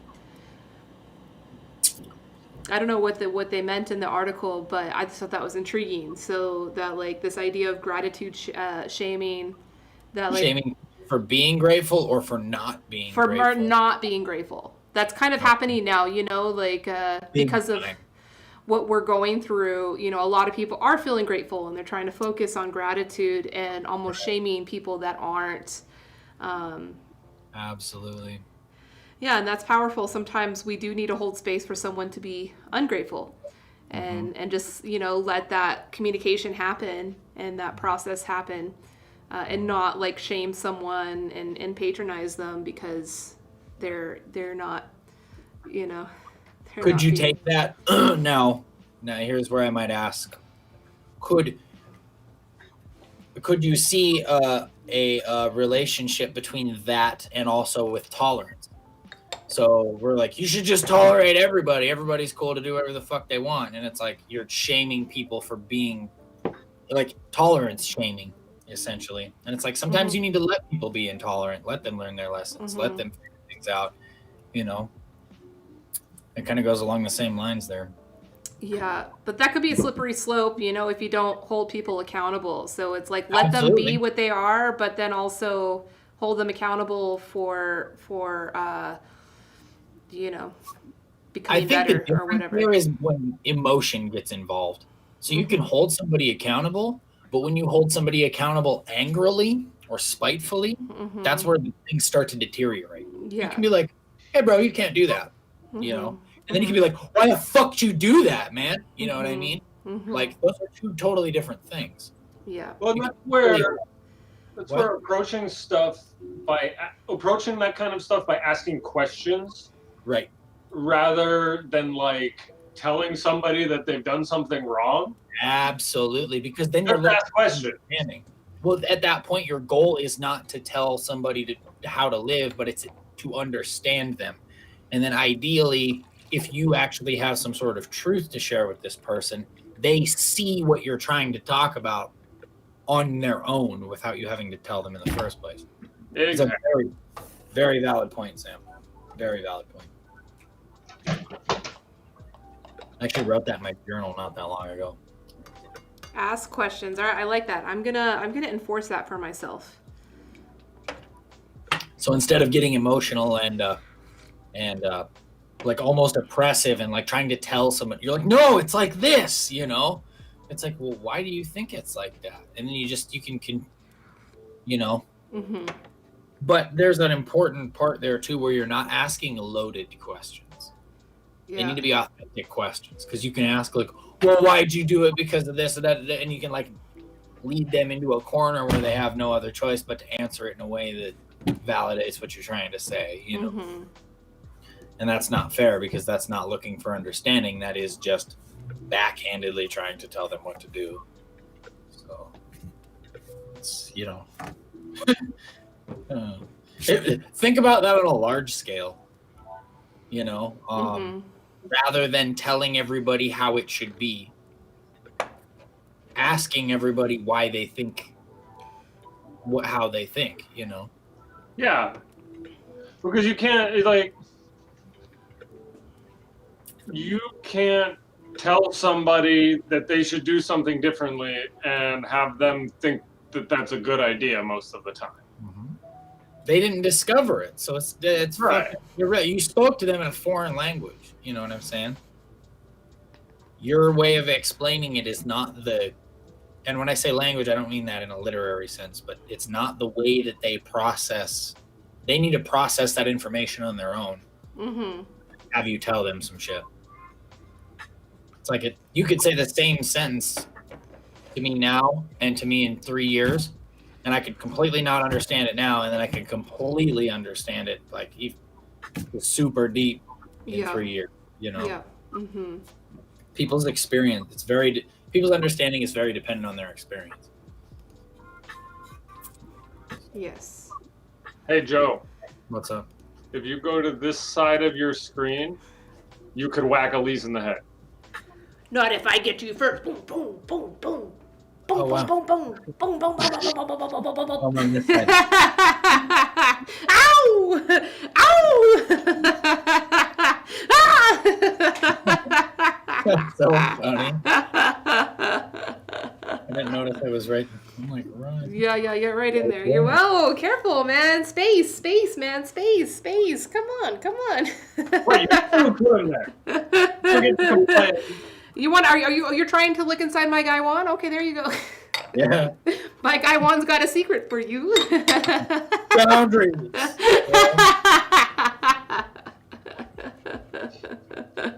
That's fun. Oh, I was going to ask you, did you go live yesterday and then not go live?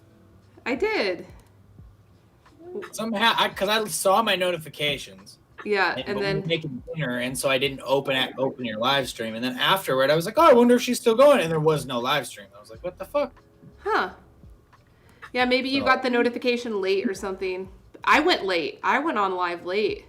Right, that's what I'm talking about. I got streamed... the notification, but then I couldn't find it after I'd ate dinner. It wasn't even on the page yet. Oh, interesting. Yeah. I don't know. I don't know what that was about. Yeah, I went live. I talked to my friend Jean, my French chef friend, and we didn't talk about much. I mean, we just like, I like wanting to get him comfortable because he's really interested in being a part of this restorative culture work that I want to do. So I was like, okay, just come on, and then like we can start talking about it and start to brainstorm on how to execute. But I don't know, I just keep running into a wall with that project of like how to create that safe container, and a consistent safe container. But I think I found a group. It's like a private group that's like principles of like honesty and trust and authenticity are like the backbone of this group working, and the group is kind of struggling with that. So I think I'm gonna test out my project with them, and then if it works, then I can scale it from there.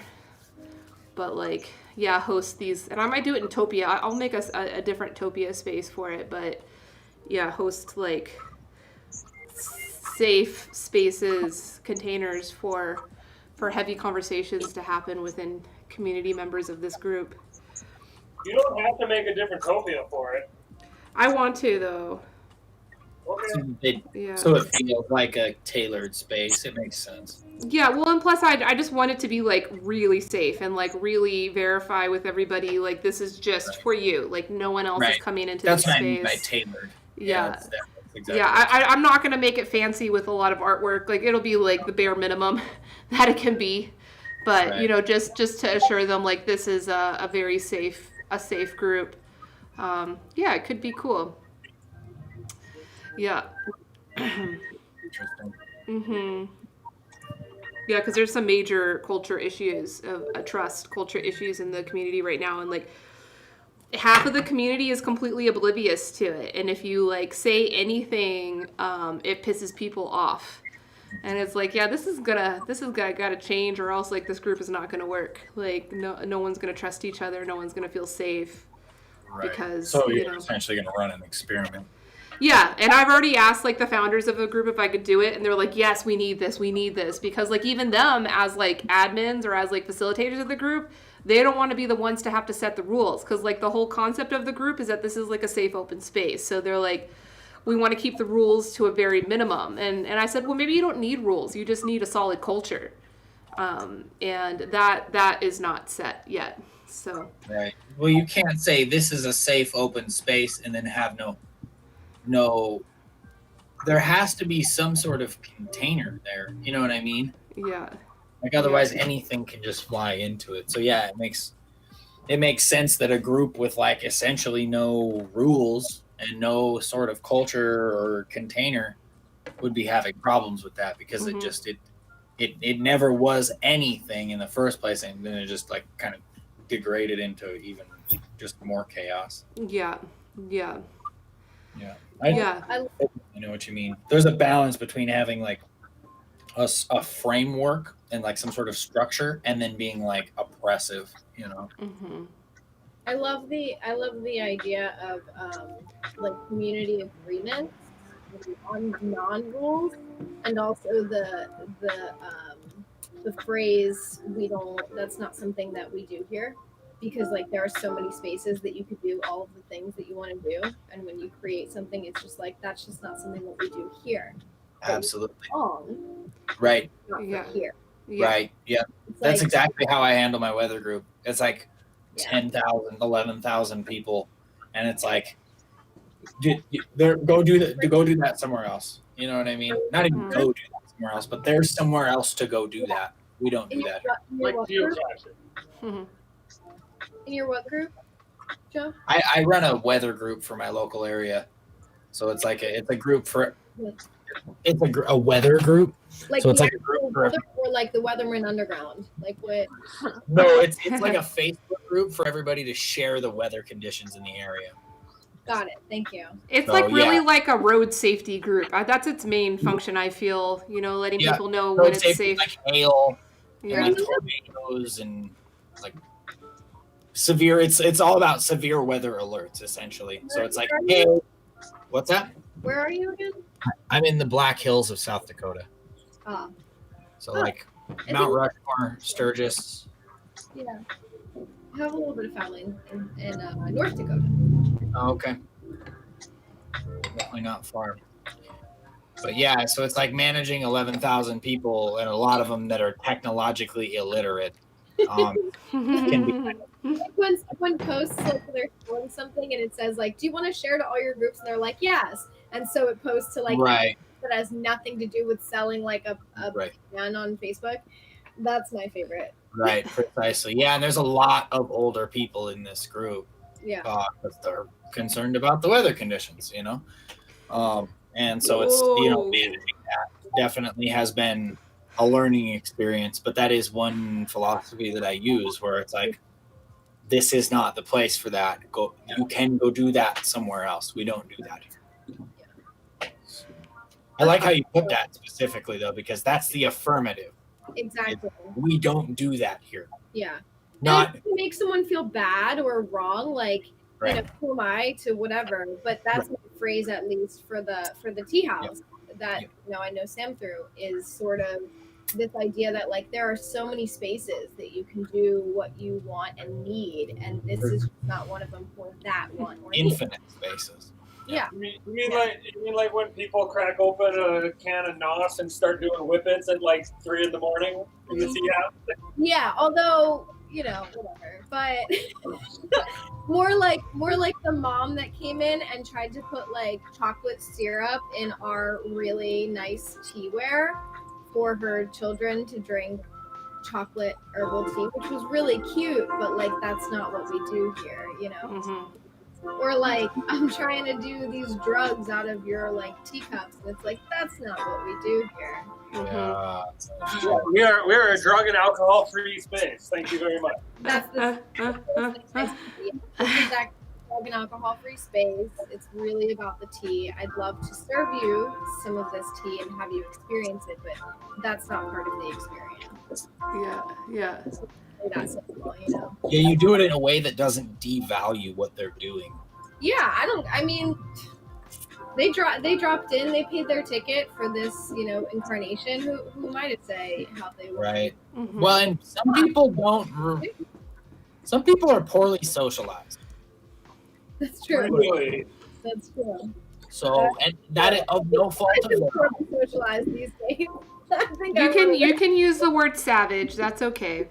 That's an understatement of the century right there, Joe. Yeah, well, it's the thing is people are like, oh, one of the things that fucks me up the most is when like, oh, people are so shitty.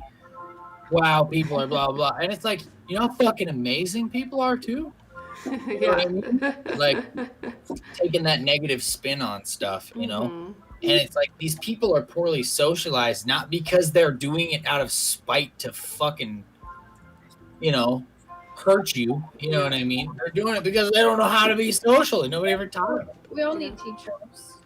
Yeah. Mm-hmm. I was reading something on mental models a while ago, and one of the interesting ones, and you got Occam's razor, where like the simplest path is often like the best solution.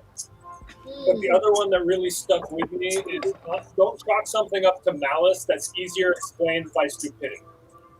Yeah, I feel like we talk about this every week now. I don't know it. I would even go as far as to say ignorance instead of stupidity. Yeah. Sure. Yeah. That's the right word. Yeah. Yeah, it's funny because we live in a society of reward v punishment. You know, it's Stick. What's that? It's either the carrot or the stick. Mm-hmm. Right, exactly. And you have a much better chance of fixing a problem or correcting some sort of imbalance with information and insight than you do with a reward or a punishment. You know, reward and punishment is truly the most primitive of forms of education. You know, I think we're at a point where There's very little reason for us to use that system or be as dependent on that system as we are, where we can share information so quickly and easily in this day and age. It's very easy to, instead of punish someone for not doing something a certain way, inform them, ask them questions, as you had mentioned before, and then inform them of other ways of doing things. Are you in the camp of abolishing prisons then, with me and Medi Teddy here? I don't know. Abolishing is kind of a brash word, because if you just open up all the prisons, I know what'll happen. I've been there, and that's not a good fucking idea. No, it's more about like the idea that, you know, a rehabilitation or an education program for Absolutely. or That is- help for any issue in Yep. our society should be or would be lovely to have as the solution, rather than locking people up arbitrarily. For a lot of people are in prison for crimes that they shouldn't be in prison for. Right, absolutely. But rehabilitation. Yeah, I got thrown in prison at 19, 20 years old, you know? So it's kind of like, should you throw an ignorant 19-year-old in prison? Like, I don't know if that's the best way of going about things.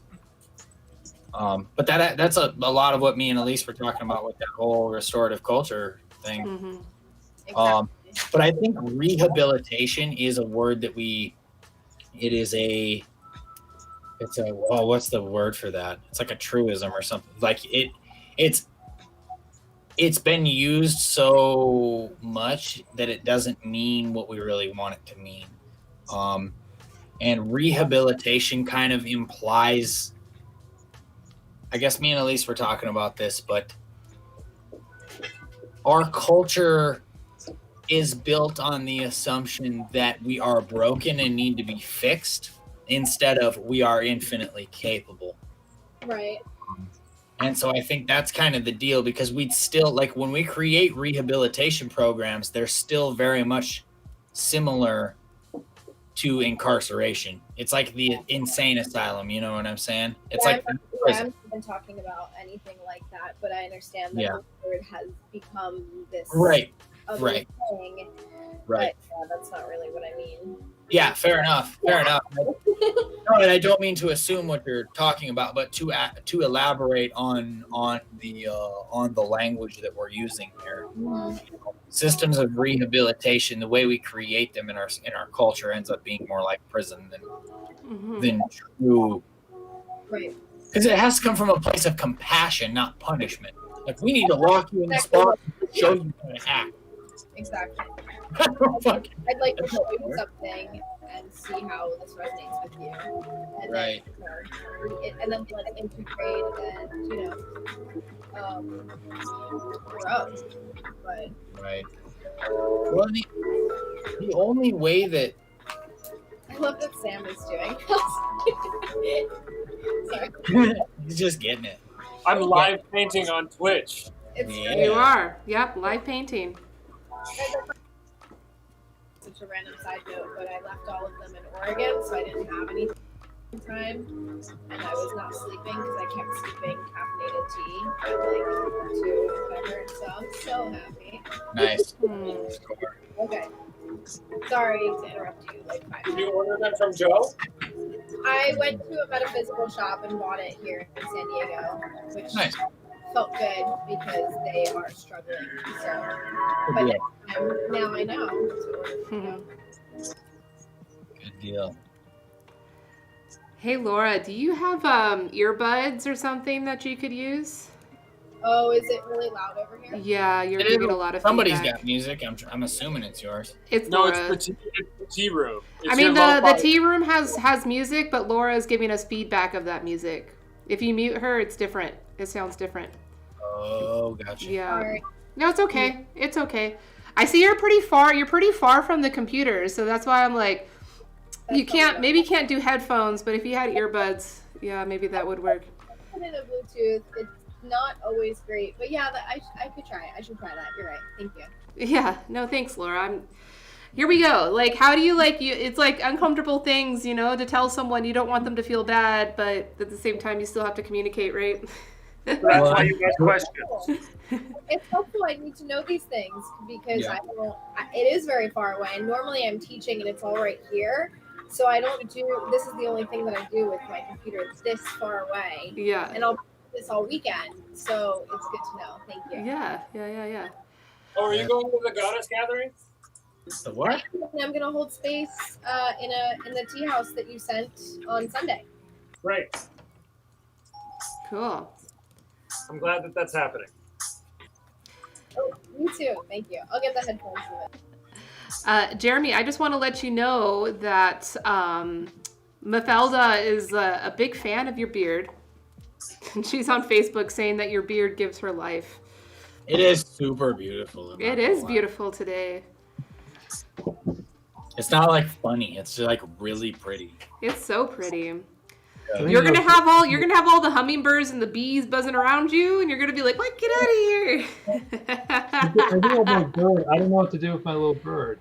You have a little bird. Oh my god! Bird is the word. Cute. Yeah, that's Family Guy. Yeah. That's all that happened in my apartment for like 2 weeks. Oh, right behind your ear, the little pirate bird on your ear. There you go. All right, Aww. So sweet. Here you go. I'm out of stuff. friends. I like how I have like a mirror going on with my camera right now too, which is kind of cool. Oh, whoa. You just noticed it, Joe? Yeah. Infinite. It's actually hard to see because you have the broadcast symbol up there. Yeah. So it's covering your little mirror. I really only see you. Oh, okay. Okay. You I can see. zoom. Press Control plus or minus, and you can zoom in and out. Look Right. who it is. Change. The Green Man. The Green Man Well, is it'll here. change the size of the screen, and then you can see a little bit better. Hey, the green man's got to uncover his webcam. Good morning, Tef. Like if you zoom in far enough, that like megaphone will disappear. Gotcha. Better? Can someone tell me?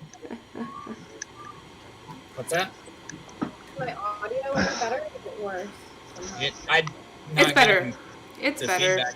Yeah, it's better now.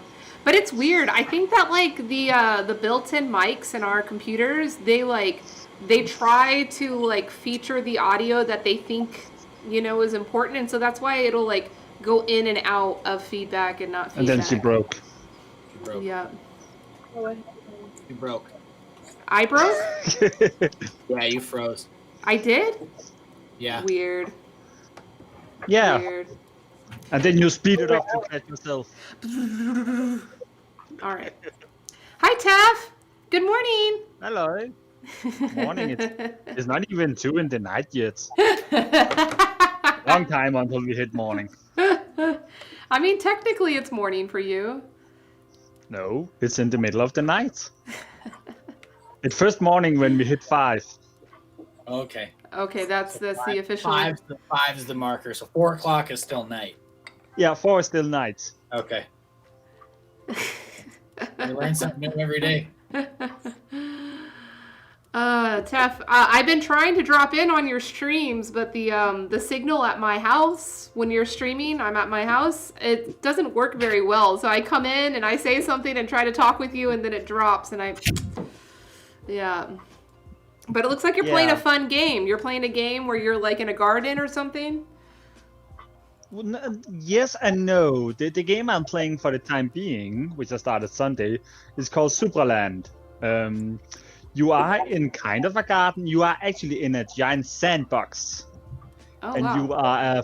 you are kind of like you're not really a stick figurine. You are like formed for a wax figurine who have been given life. And then you are like traveling around with a wood weapon and a laser gun too. Wow.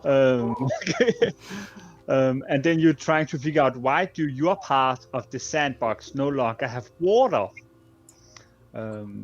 which you think is the other group of wax figurines is the reason for it, because like you are a red wax figurine, so you think it might be the blue wax figurines who are the reason for why there is no longer water, and then you're set out to find out why. Is And this somehow like you need to... is this like an allegory for like current political situation in the United States? Is that? I do not believe so. I do not believe so. The red and the blue all blaming each other for the problems. Well, it could be, but then I have one big question Yeah. for how to fit in. What is a MacGuffin? A McOven? A MacGuffin. I don't know. Yeah, because like I need to find 3 MacGuffins who is gonna affect the game. I've already found the red one who allowed me to shoot laser beams.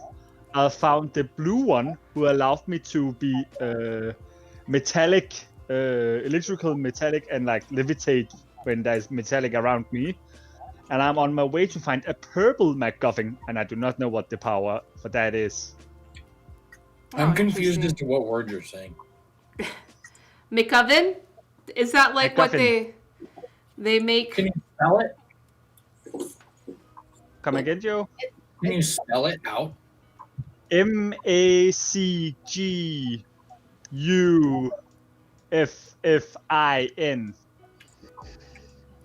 MacGuffin? I was hearing McOven. Yeah. It sounded like the Easy Bake Oven version from McDonald's. Yeah. Mhm. Oh, there you go. I want like Yeah. McGriddle Very and American over here. Yeah, like Embarrassing. McGriddle and Easy Bake Oven. I McOven, can easily see you guys having it in America. right? Doesn't that sound like something that they would have? Yep, definitely. So, Tef, have you come across a lot of cat turds in the sandbox? No. No cats. But there's a lot of skeletons somehow. I always remembered that. Like any kid that had a sandbox in their yard, it was like the neighborhood cat litter box. I have a student who tells me this every time I see him on Zoom. Every time. That he can't play in his sandbox because the neighbor's cat poops in it. He's really fixated on it. And I always tell him that, I guess it's better that the cat pooped in there than, somewhere else that you want, right? It's a little bit easier. Better the sandbox than the bed. Especially if it's not your cat. Yeah, especially if it's not your cat. Pretty cute, though.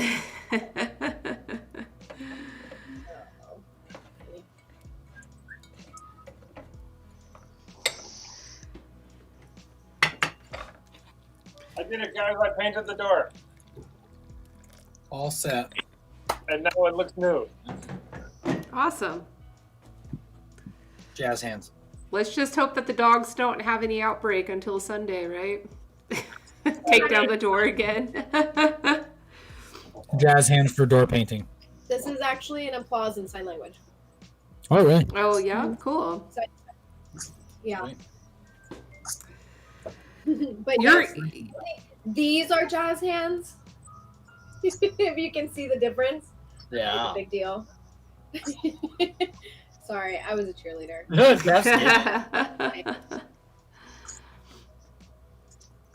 Yeah, I'm thinking about Sam's door and his dogs, and it reminds me of the Christmas Story movie, the neighbor's dogs that just repeatedly just like rush the house and break the door down. Because Sam's dogs are like that. They're huge. They're enormous.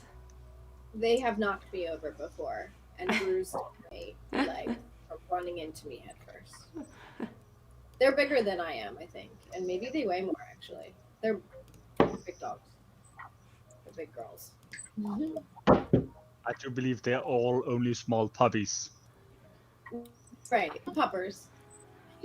Like super small doggos.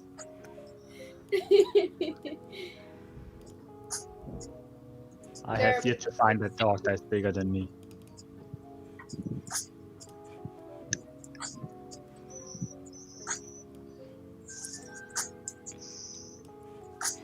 Hey, Taff, I have something for you. Some important data that I came across.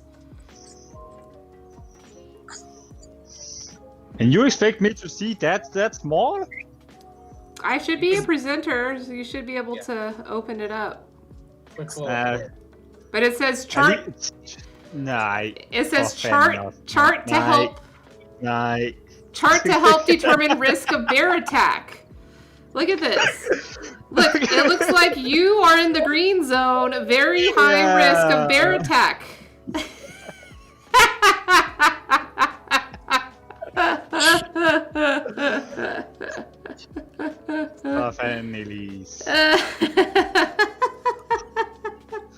Well, I better move to another planet.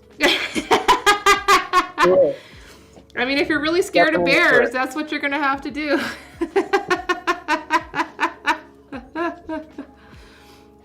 I saw that when I thought of you, Tiff. Now I'm gonna think about you on anything to do with bears. Yeah, I thought so.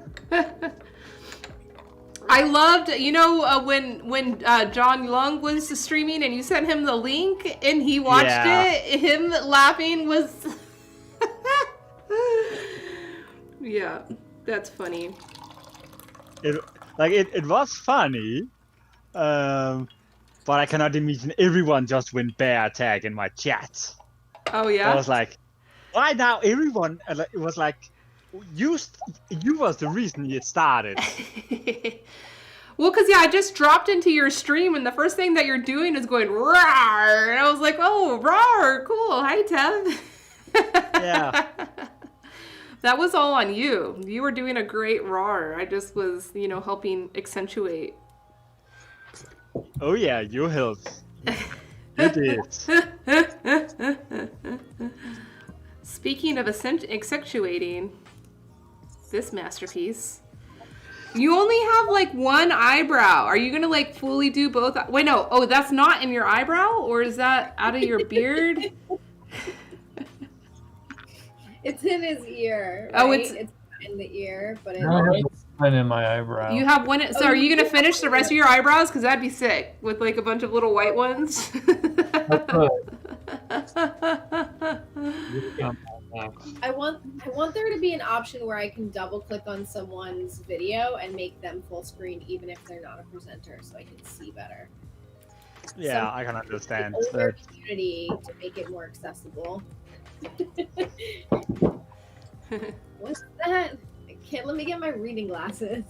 But do your computer not have a magnifying glass inbuilt? A program called magnifying glass. I guess I should have that. No. And my screen's also tiny. It's a 13-inch laptop, so. Yeah. Not. I do believe you have a magnifying glass program in your computer. Okay. Because I mean, if you can try go down in the program find and then search magnifying glass. Because it's part of the handicap tools computer have for people who have bad eyesight. Then it is a tool to make part of the screen bigger. Just like there is what is it called? A keyboard also, and something about sound. Good idea. Hi, Bradley. I'm looking at it. It is something I can download. Happy New Year. The first thing that comes up.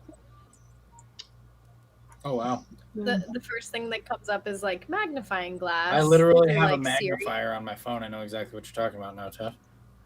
Yeah. It's telling me what it is. Apps. Or did I say on my phone? That's not what I meant. Glass. We are where you meant computer when you said phone. But phones and computer are basically the same thing. They are just different sizes. Yeah, one's just smaller and more clunky. Oh well. That didn't work. It's been a long year, Joe. We understand. You're 15 days in. Or I am in the 15 days. Laura, did you search in your toolbar on the bottom? Yeah, it's okay. I actually just moved closer to the computer and now I can see it. No, this is really cool. It's nice to know this is here. Say it again. It's nice to know this is here because I can't tell you the amount of times that I've wanted to like zoom in. Are you on a MacBook? Huh? Are you on a MacBook? No, I'm on Windows. Yeah, I don't see it accessible here, but the next time that I sit down with my computer for real, I'm gonna check it out. Because Apple sucks. It's okay. Yeah, I know.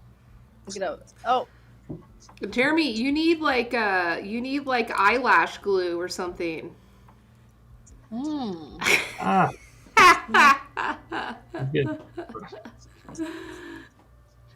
I think it's or incredible. Or like baby bobby pins that then like attach. It's like Attached to your eyebrows. I mean, that's some pretty hardy eyebrows if that's the case.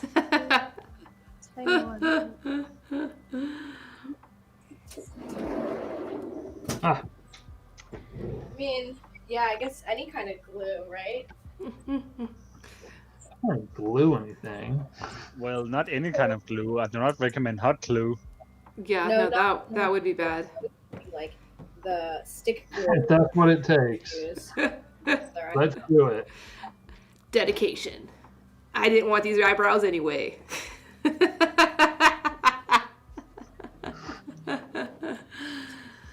No, yeah, like the eyelash glue, because that's like non-abrasive. It won't pull your hair out. It won't? I don't think so. It's not supposed to do it. Yeah, because you put it right on your eyelashes and you pull it. I've never had it pull an eyelash when I don't wear them often, but sometimes when I guess I don't know the last time I wore falsies. Yeah, interesting. It's a pretty normal thing, I think. Like, there's a lot of people that's the standard, makeup regimen for them. I couldn't do that. Me either. I'm way too lazy. Holy shit. Yeah, I mean, do whatever they have. There was a meme that, not a meme, but kind of like an article. Actually, there was a meme made about it, about the press secretary, the White House press secretary went out for a speech a few days ago, and she looked completely different. She had no makeup on, and her hair was straight. And they made a joke about the hair and makeup team is out. They quit also.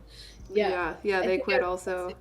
I was laughing hysterically. I had a good cackle at that one. I have a lot of friends in the beauty industry, and so I sent it to all of them and tried up. Yeah. But I mean, I think it's a good platform to talk about, normalizing people's beauty without makeup, Oh, yeah, I just thought it was funny that they were like even the makeup and hair team. And it was just like, yeah. Yeah, I mean, there's a lot there. I mean, how much of an expense that is, for this look that, is definitely different, but like, is it necessarily better? I thought she looked great without it, but. Oh, yeah. I guess I understand what you're saying. Yeah. It's just a lot.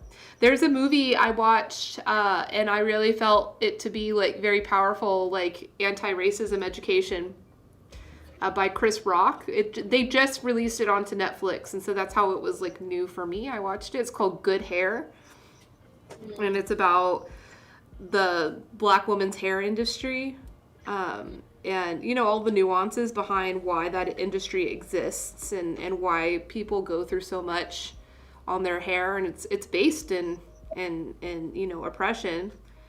Right. And I was so excited about the movie because it's Chris Rock, and it's funny. It's a funny documentary, and he travels all over the world to research, the different industries that, make the relaxers and the human hair wigs and weaves in India, and that's a trip. But, it's funny, and it's marketable and approachable, and I was, like, just so excited when I saw it. I was like, I hope a lot of people watch this, because, like, the word racism, I don't think was actually even mentioned one time. So it wasn't, directly about that, but it like totally taught you about it in a very approachable way. But I came to learn that the movie was freaking made in 2009. And I'm like, this movie's been around for 11 years, and it's just now, No, it was 12 years. But it's also I think it was an HBO documentary. I saw that a long time ago. but it Yeah. used to be called black hair. Oh, was that what it used to be called? Black hair? Oh, It was okay. called black hair, and I think it was almost.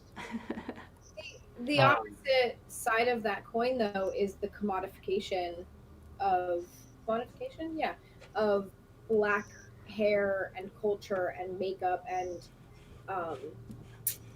aesthetic, and like there. So I feel like I would love to see a film that did the other side too, because what's marketed to one, and then what's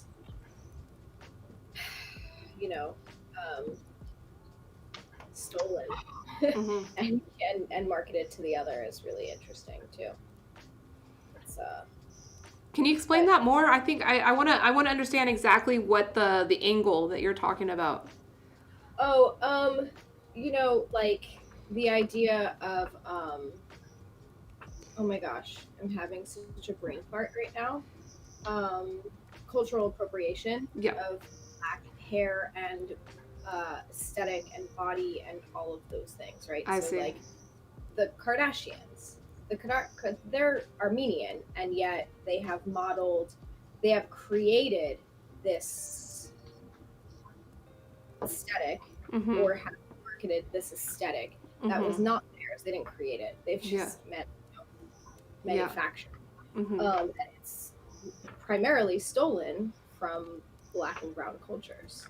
And so the same idea that like how marketing and how the industry has oppressed black aesthetic and culture, or BIPOC, culture, and then on the other hand has marketed that aesthetic to white people, and like where now you're seeing all of the cosmetic things that people can have done or can do or can enhance, that is essentially cultural appropriation. Yeah. So I like, did that make more sense?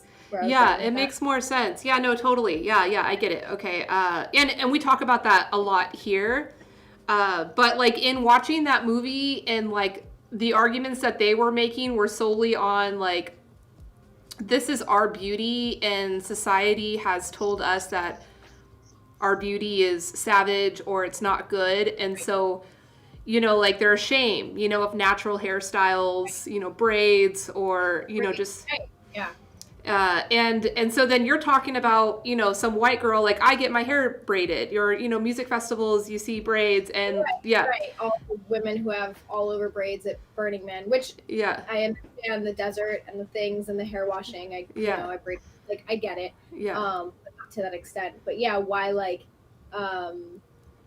I personally have friends who have been told that when they went into work with different braids or different hairstyles, that was against their company's policy, but it wasn't it was because they were black or brown that it was against the company's policy. The white girl had walked in with that hairstyle, it's like, oh cool, it's somehow not savage, it's very hip and whatever, but so is there a role in that, like if that white woman is aware of the cultural context and the history and the respecting it, and then they do it and it ends up normalizing it, so then things like, I think that there's something there. So like that's why I always tell people not to like shame in the cultural appropriation. It's like, no, just do it in respect and do it with the intention of like normalizing it, because then you may actually help them, be able to restore their own culture. Not them, but the culture they're taking from, restore their pride and lack of shame, and having their beauty. Fine line. Yeah, it's just a fine line. And having grown up with a lot of like deadhead hippies, white girls with dreadlocks, and I don't, again, like, this is your time here, you paid your ticket to come into this meat suit, who am I to tell you that what you're doing is wrong, right? But I do think it's interesting, and I think that stepping back is and like contemplating, if you are doing something with like honor, or if you're doing something because you I don't know. It's like it's sticky, right? And it Mhm. depends on like, the person and what they stand for and what they're Mhm. about. So I Mhm. really have seen folks with all over braids that are very much like can't even hear that might be considered cultural appropriation. And I Mhm. think that if you can't even hear that, then you probably are. You know Yeah. what I mean? Yeah, definitely. Like you have to at least be willing to sit with the ways that you Yeah. might not be as anti-racist as you think you are, Mhm. and that's with everything. Mhm. That's what Yeah. the human experience is all about. Um, Why am I this thing? I did my first Peace Corps assignment in the bush in Africa. It was very hot. It was like the Sahara Desert, and so and every woman braided their hair there. Like even dreadlocks were not they were a frowned upon, taboo hairstyle because they're like very conservative. But hair braiding, like everybody has braids, and they were introduced to me at a very early time when I was there. And that became like a part of like my own social life too, was that like I could go hang out with the hairstylists in the village, and like that was a really great place to socialize and learn language and hang out, and then also get some like really cool hairstyles done. And when I came back and then I started going to music festivals, like I'd get my hair braided because I'm like, yeah, I'm not going to be able to shower for a couple of days. This will be perfect.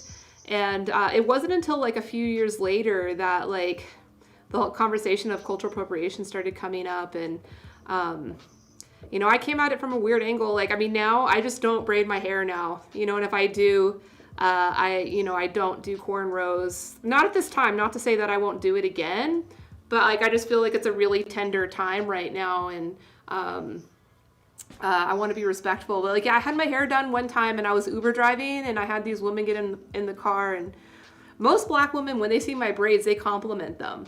And I do them silly too. Like I do them like children. I put like a bunch of beads in them, but like it's all like coordinated, and it's usually what like is reserved for children. So that might be the one thing that they'll say, oh, this is like funny that you're doing it. I didn't do that with my hair since I was a little girl. And I'm like, yeah, because it's fun. Like, why not? Like, you should do it again. That'd be fun.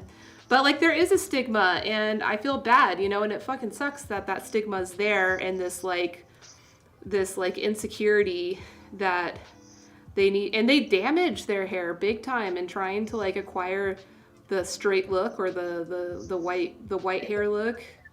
Yeah. Yeah, that's what that movie's about. Chris Rock, like, I guess he has like young daughters, and so he wanted to go research like what his daughters wanted. They wanted to relax their hair, they want to get a weave, and he researched all of that industry, and it's like, it's pretty bad. Like the chemical they use for the relaxers is like pretty bad. Oh, originally it was just lye. Yeah. It was just. Who was the one? Who was the woman that she? I think it was like salt and Oh pepper. yeah. Oh, she actually like burned the whole side of her head, and all her hair came off. Yeah. Yeah, she had that hairdo, and everyone thought it was like a new look or a new image, and she said she had to do it because her forehead was scarred. Yep. Yeah. It's pretty crazy. Hey, so Tef, you're listening in, right? You're still hearing us? I'm still hearing you. Okay, Yeah. I got a question for you. So, like, this conversation that we're having, is this a conversation that's had in Denmark at all? In any other kind of way? Like, are there marginalized cultures that become popular by white people and?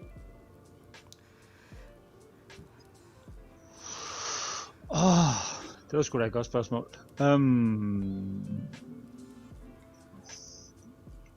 Yeah, I think so. Everything. Denmark,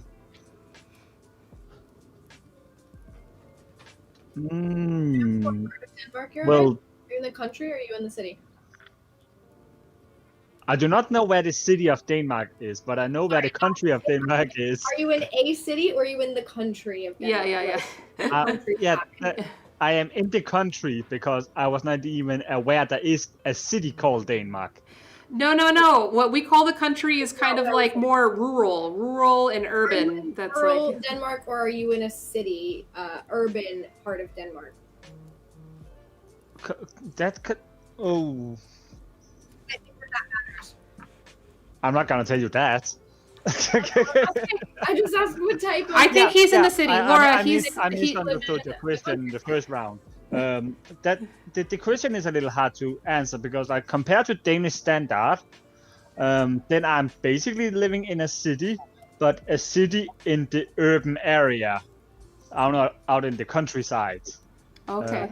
Yeah. So a big city on the countryside when you are talking about Danish standards. But if you compare to American standard, then I'm living in a small town. We have like 10,000 people in the city, I think it is. How is the diversity in the city you live in? Ooh, it is different. My light. Just a moment, I need to fix my light. It is flickering. Uh-oh. Yeah, that'll annoy you. Hey, nice dog butt. Thank you. Or I follow an amazing podcaster and astrologer who lives part-time in New York and part-time in what seems like the countryside in Denmark. Cool. And she talks about this a lot because she is an American brown woman who shares her time between Denmark and the U.S. And she has faced and talks about a lot of racism and prejudice because she's also Muslim. So, Yeah, I think a lot of people like think of Denmark as this like idealized kind of society. Taff, it's true. Taff, it's true. It is. Yeah, that's true. People do realize. Yeah. And like we are close. Well, we are closer than other countries to like this perfect country. But if you're like me living in the country, you clearly see all the problems there still are. So I think it's nice that people are idolizing us and being like, that is a great country, I want to live there. And I'm like, please don't. You do not want to. You do not want to. Because I see all the flaws and have like living with those flaws. Because like, I'm a friend, but I'll be back. Sorry. Generally speaking, people either like glorify and put others on a pedestal because the grass is always greener on the other side, or they vilify. There's never like that like happy medium where like, oh yeah, there's this other place and it's got its problems. Like maybe they do stuff, maybe they do some stuff, they do things differently. Some of it's better, some of it's not. Every place has its shit. Yeah, that's true. Every place has something that is a problem and something that is not a problem. That's right. But when we're quick to jump to the extremes of either this other place is absolutely perfect and it's utopia, or it's total shit and they're all heathens. Yeah, that's the reason why I'm not in America. So like extreme reason is because, yeah, you can see what happened last week. Like, could you imagine anything like that happening in Denmark? Yeah. You could? Okay. I could see it happening, but we really will need to go really far for it to happen. I see. Because like we have people who have like broken into the parliament before and have done stuff, but that's more because of demonstration and not because of this that is like want to take over the power, but because they wanted to have something on the what's called they want to like give a visual effect to a political subject they wanted to be speaking about. Like many years ago now, like I think 15 years ago, we had some who was breaking in with red paint and put it all over the former prime minister's person. Like they just dumped red paint above him, like many years ago. But like that is basically the same thing as like terrorizing. But the only reason they did it was not to harm anybody, but because they had a political subject they wanted to speak about and speak up about and put focus on. You just blew my mind with one word, man. Demonstration. There is a vast... Americans don't really know what that means. An American approach is protest, not demonstration.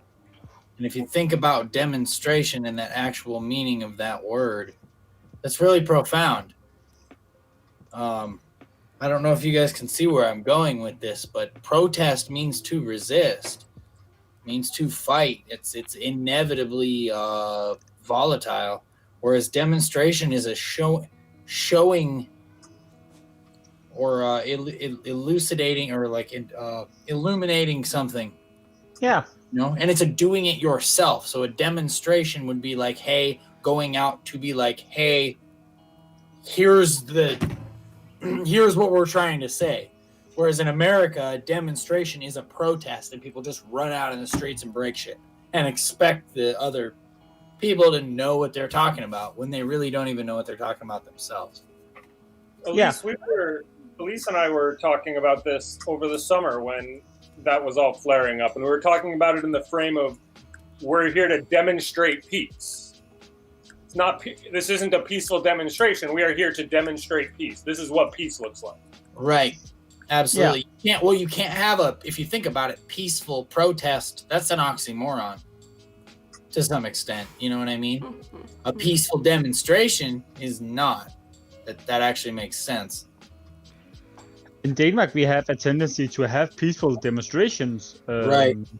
Out through the last 20 years, I can only mention two times where they have not been having peaceful demonstrations. Last time was last week, or like on Sunday, where we had someone being like, Corona do not exist, this as conspiracy thing, and like all that shit. That was Sunday. The other time was like 20 years ago. No, wrong. 15 years ago, on March the 1st, where a big building who used to house the young group of people, it was called the Youth House, was being tearing down.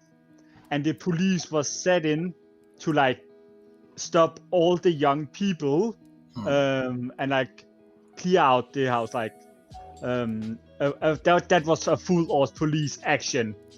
But that also went to like, to be honest, protest and people destroying shit. Like that is the only two times I can tell you that something have been being a protest within the last 20 years. Yeah, that's pretty much the only version we utilize here in this country, I guess. Is I think it comes down to kind of a lack of understanding. It's just pent up emotion. More as an actual like attempt at a solution. So our protests are people just releasing pent up emotion at the frustration of the whole situation. Yeah, but I must also say when I'm sitting here in Denmark, hearing about all the protests in America, what your media and the newspaper is often focusing on is people destroying shit, people yelling. They are not focusing on how many people are peacefully walking together through the streets. That is not what the news are telling you. They are telling you that one person destroyed 15 building windows with one brick. That's what nobody will visit the news sites and watch their programs if there isn't something crazy happening, you know? So and that is the problem, because like in Denmark, we can hear about protest without it need to be crazy. Right. And that's because of the culture of news. Right. If all your news stations, like if they could figure out to work together, they could actually inform about peaceful demonstration without the need for informing that there's something crazy happened at the same time. Right. Or that could be like a couple of sentences in the article about there was a demonstration and a couple of people got rowdy, but it was still a demonstration, Well, but that also goes back. That connects to like everything that's going on in the Middle East. It never makes the news that Israelis and Palestinians lived peacefully today. the only thing that makes the news is to vilify them, essentially. Right. Yeah. And that is a problem with the news. That is that they often need to like focus on something exciting, on people being rowdy, on making someone the bad guy. The easiest way to get people to interact with your content is to get them angry. Yeah, and that's lazy. And that's super, super lazy journalism. Yeah, well, welcome to America. We are the laziest country in the world. So. Yeah. We are the fattest, laziest country in the world, man. And I'm not. That's not saying I'm excluded from that laziness. Except for Elise. Elise is because she runs 10 miles all the time. So I'm still lazy. Yeah, I'm lazy. I had no idea about that. You know, it's good. It's good to feel strong. Absolutely. Mm-hmm. I want to feel stronger. Yeah. All right, well, my oven's preheating, so I'm gonna go make dinner. I got a hungry wife to feed. So yeah, better feed the hungry wife. Yeah. Yeah, she's busy doing other stuff. Enjoy your dinner. We'll see you next time, I'll be Joe. safe. I will. Peace out. See you Monday if nothing else. So. Yep. Okay. All right, latest. Yeah, I gotta take off too. Yeah, this is a good time to say goodbye. I don't know, Jeremy. We got to get one last look of your masterpiece. Flower decorations. Yeah. Let's see. I'm surprised it made it to the end. It's structural. You couldn't get the eyebrows. You couldn't get the eyebrows in, huh? No, not without bringing out the hot glue gun. But I just wasn't that committed. Not today. So what to do next time is like connect all of the flowers, like glue them onto a your pipe cleaner or something. And then you can use like you'll have to get the eyelash glue from the makeup area of the store, and then you can safely glue it on your eyebrows. One strip. All right. Yeah. That'd be great. Well, my eyebrows and my beard. Is that okay? Oh, this is great. Unsocial Company, it's going great. Can't you tell by this wonderful, amazing, magical creation here? Man, Jeremy, we love you. Cheers. Cheers to your consistency. Cheers, Jeremy. Yeah. All right. Well, Jeremy, we'll see you next time. I'll see. Yeah. Yes? I know you guys are on Monday nights, but aren't you on Wednesday too? No, Monday. That's it. Mondays? Okay. Yeah. I always forget what time because it's so late for me. Yeah, Monday is late. Yeah, we're like starting right about now on Monday nights. Yep. Yeah. Mm-hmm. I think that's the only thing holding me back from joining then. But maybe next week I should have time. You should come drunk again. You know, I liked that a lot on New Year's Eve. Great. I love Tea drunk. Oh, No, he was drunk. You don't remember? Teff, you were there. You don't remember? Was he drunk? Yeah, we were drinking tea infused corn whiskey, but we drank a lot of it, and we all determined that this is very good. By the time I got back, and I was finishing off like most of a bottle during New Year's Eve too. I do. I remember like you were in the room at the beginning of the night and you were very clear and sober. And then whenever you came back later in the night, you were a different person and it was great. Oh yeah. Tea-infused whiskeys is unbarreled corn whiskey. Nice. Yes. Hey, I like your bird. You found a little perch for it right in front of you, huh? That's cool. He had to be involved somehow. Where else to have him? Now we are just waiting for the flower crown. I should get a whole row of birds down here. Oh, that'd be great. They're like lining the front. That would be great. Awesome. All right. Well, I'll see you guys next week then. Bye, Jeremy. Bye, Jeremy. Oh, man. Nice door. Is that it? Your door's done. Good job, Sam. Well done, Sam. Now you can close the door and say goodbye. 2 more days. 2 more days, Steph. In 2 more days. That is a long time to wait to close a door. I'm moving in 2 days. You're moving in 2 days. I'm moving. Ah.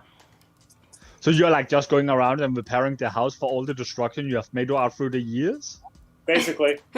Basically. Not the destruction he made. It's his dogs. It's very important to be clear I didn't about do that. this destruction. And his home is his destruction. Even if it's the dog who's physically done it. Yes. According to the woman that I pay rent to, I did it. I tried blaming it on Hannah, and the landlord really didn't care. Of Yeah. course.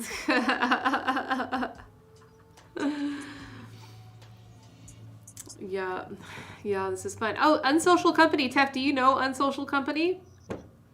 No, not personally. I did spot the stream earlier when I was looking around on Twitch. But I did sadly not drop in. What does Unsocial Company stream? Let's see. They were streaming something with food earlier. Cool. I like that yesterday when Logan was like, if you're here, you probably from Food and Drink. You probably love food, and doesn't matter if you hate me or you don't like me. You don't come for me. And I was like, no, I hate food. I love Logan though. I call bullshit on that. You like food. I know. I was being facetious. All right, I'm gonna follow Unsocial Company. Oh, thanks for the host. Thanks so much Some for the chicken host. schnitzel. That sounds awesome. Meats of the month? This month is chicken. Nice. Well, I'm also gonna make chicken tomorrow. Oh yeah? Like What I'm kind- gonna like cut them open and then I'm gonna fill it with like cheese and some butter and some vegetables. And then I'm gonna wrap them in bacon, then dip them in egg and then crumb them up and then I'm gonna bake them in the oven. That's called Awesome. chicken cordon bleu. Chicken what? Chicken cordon bleu. No, not really. Because a chicken cordon bleu is something else. You need to stay away from the doors with the wet paint. That's the dog's not gonna know that. No, she's gonna end up with wet paint on her tail, Yep. and then there's gonna be just the house is gonna turn into a Jackson Pollock.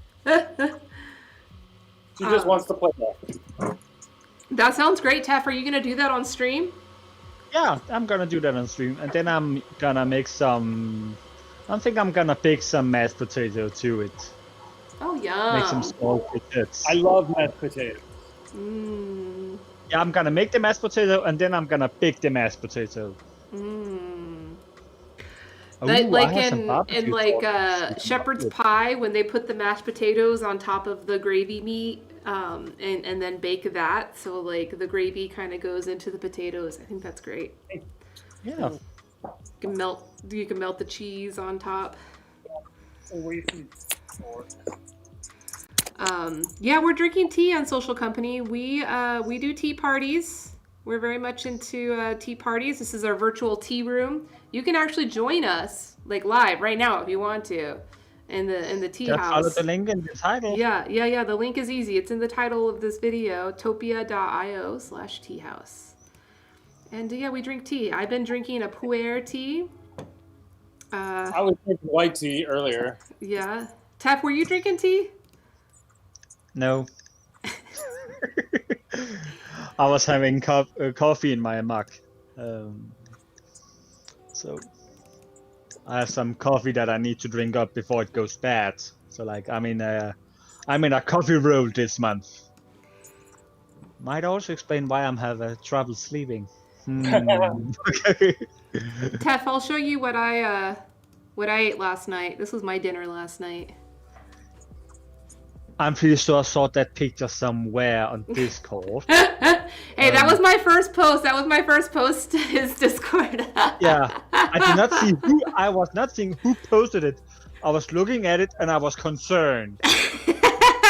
What are you I was concerned mighty about? concerned about it. Like, I need to ask. This is a pineapple Yes. with a crab in it.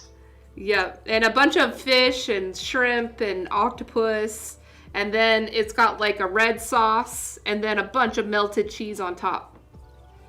Okay, because like I feel there was also like sausages in it, and onions and potatoes, I mean, and I was like, that would be like good. it looked like a really weird dish, and I was like, I'm concerned about this in so many ways. So I was like, I do not know who made it. I was just like, I'm just gonna look past it, and then I'll find something else that does not concern me. But Tef, you know Because the it magic. clearly thought it was a potato. It's a pineapple. Let me It's show a you. pineapple you have like empty out, and then you have like filled in other stuff. Yeah, but it's all seafood. This was a Mexican dish. But look at that. It's just like kicking back, smiling at us. What do you have in the pot? In the what? In this pot? In this one? Not on your tip. Yeah, that one. This is for tortillas. You know, the Mexican flatbread. The thin Mexican flatbread. So it's- you it's would just- take you this- just put on top of the breads. Kind of like with Indian food, you know, like in India, they take the bread and they tear off a piece of it and they grab the food with their hands to eat. Yeah. Yeah. So you do it like that, and then this is just all seafood. There's a little bit of bacon and like red bell peppers in here, but most of what's inside this pineapple is seafood. It's all just pieces of seafood. And I'm still concerned about it. Why? Because like you have two massive arms sticking out of it, like, let me out, I am the creature of the sea. Rah. No, I Like- mean, it looks kind of like a chicken with his legs wide open. I joke with my mom. My mom No, thought it was so funny. They are not chicken legs. They do not look like chicken legs. My dinner came out extra hot, you know, extra hot and ready. Like, eat me.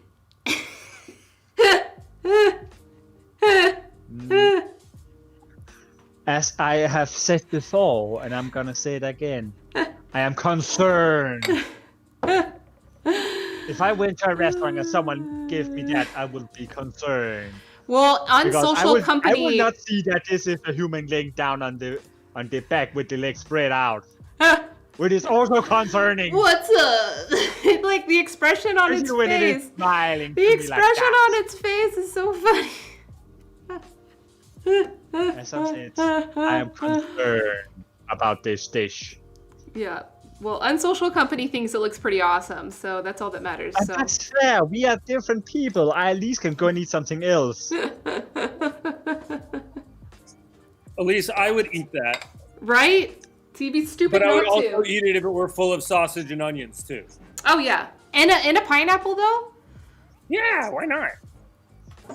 'Cause it's, like, actually sweet. Pineapple Actually, will go well with the spicy salty of the meat. Mm. Yeah, the pineapple was sweet. It was so good with the seafood, and then they took the pineapple meat and they grilled that. That was what was on the side. So there was pineapple fruit from inside, but it was like on the barbecue. Unsocial is ready. It's seafood and Mexican. They're down. Yep, they're down. Yep, that's the way to do it. So, Unsocial Company tip This is the best restaurant in Las Vegas. Like, I live in Las Vegas, Nevada, and we have a lot of great restaurants here. Like, some of the best in the freaking world. But that restaurant right there, it's called El Diamante. It's a ceviche shop, and they've got the best food in town. I told my mom that dish is like the most Vegas dish in Vegas. It's so Vegas. It's so like over the top and showy and sexual and filled with crab legs. I've just got concerned for the entire chef industry in Vegas now.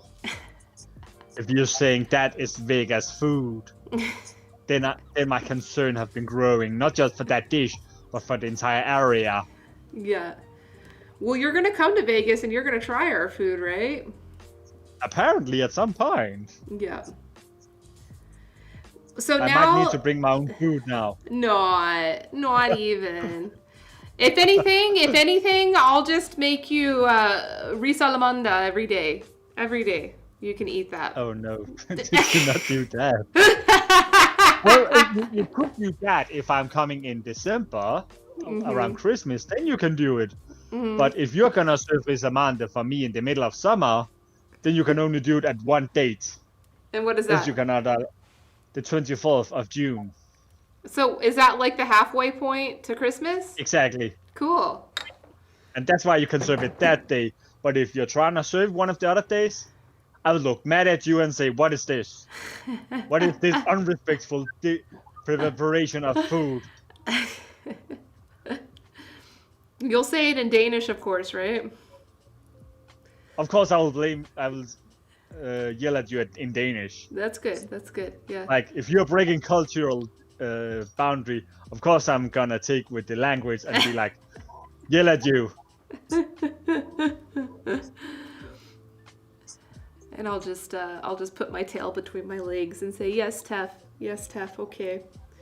No, but Tef, you'll like the food here. I guarantee you'll like the food here. There's good. Like, we have like a little bit of everything, and what's great about like Vegas culture is that like we have the strip, right? So that's what you've seen in movies of Vegas, is the big casinos and the expensive cars and all of that. There, like that's a whole industry, and there's a whole community of people that work to support that industry. And a lot of those people come from different cultures. They come from all over the world, and like they're local here, So like they may work on the strip, but then like on their other time, they'll open a hole in the wall restaurant, or, so like in the city outside of the strip, we have like a lot of really great, like authentic food and entertainment options. It's really good. I smell. All right, Unsocial Company, enjoy your dinner. Thanks for hanging out. Oh, you came in because it's awesome? Well, I think you're awesome. And next time, hopefully, we'll get you in the tea house. We do this on Thursdays. Thursdays, I stream from the Topia Tea House. Monday nights too. Well, I don't stream on Monday. Monday night, you're welcome to come. I don't stream. That's the safe haven. That means we get extra rowdy. That's where I get more concerned every time. Our dinner comes out extra turned on. Oh, man. But bear attacks. Really important. Really? Yeah, I'm just gonna move to another planet. Which one would you go to? Would you go like to one of the closer ones, or would you go like to like all the way to Neptune? You're just like, I'm out of here. I really want to avoid this bear risk. I actually, if it was possible, I'd actually like to go to Jupiter. Because of all the gas. There must be some kind of ladder gas in there between all the other ones. What's attractive about the gas? That there might be ladder gas inside it. Laughing gas. Oh, laughing gas. Oh, are you a fan of laughing gas, Tef? Yeah, because it gives a good laugh. I can see someone walking around in our tea house. Oh, someone's coming. But I can see two arrows out in the side. That might be. It might be Laura. I cannot see if they're moving closer or not. It might be Laura. She might have met with a friend here. Yeah, Laura's wandering around with her friend Graham right now. Okay. Yeah. Because like they were up in the top before, and then I lost track of them, and then I just noticed them out in the side right now. Tef, you're like the Topia mod, man. Thanks for doing that. Thanks for It's Topia mod. Anyone can see those arrows, and if you see someone come into your home, like the first thing you want to do is go and greet them. So of course I was interested in who is those going around that I cannot see, like. And I was like, should I go greet them? But then I will interrupt you speaking. And then I was like, could I send Sam off to go and greet them? But that would also just be like, that's evil of me to just be like, Sam, go and see who it is. Like, I'm not a king of this area. So like, I cannot do that. But Teb, I love that you were watching out and that you were thinking about this as if it were your home. Yeah. Well, it's cozy to be around here.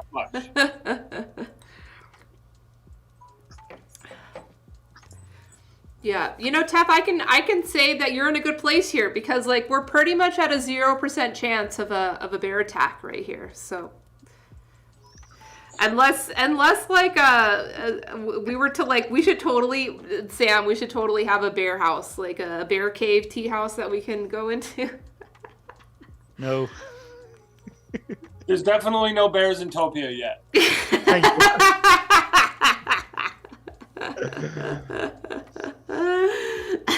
I've never seen one. God, well, maybe during Burning Man week. I'm pretty sure there were some bears during that week. There probably are. I could find in my old thanks to Grinder.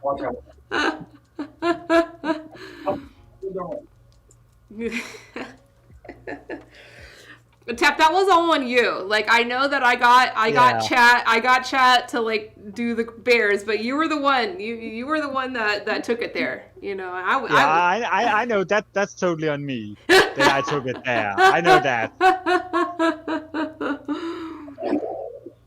Man, my cheeks are hurting just like thinking about that and remembering how funny that was. Yeah.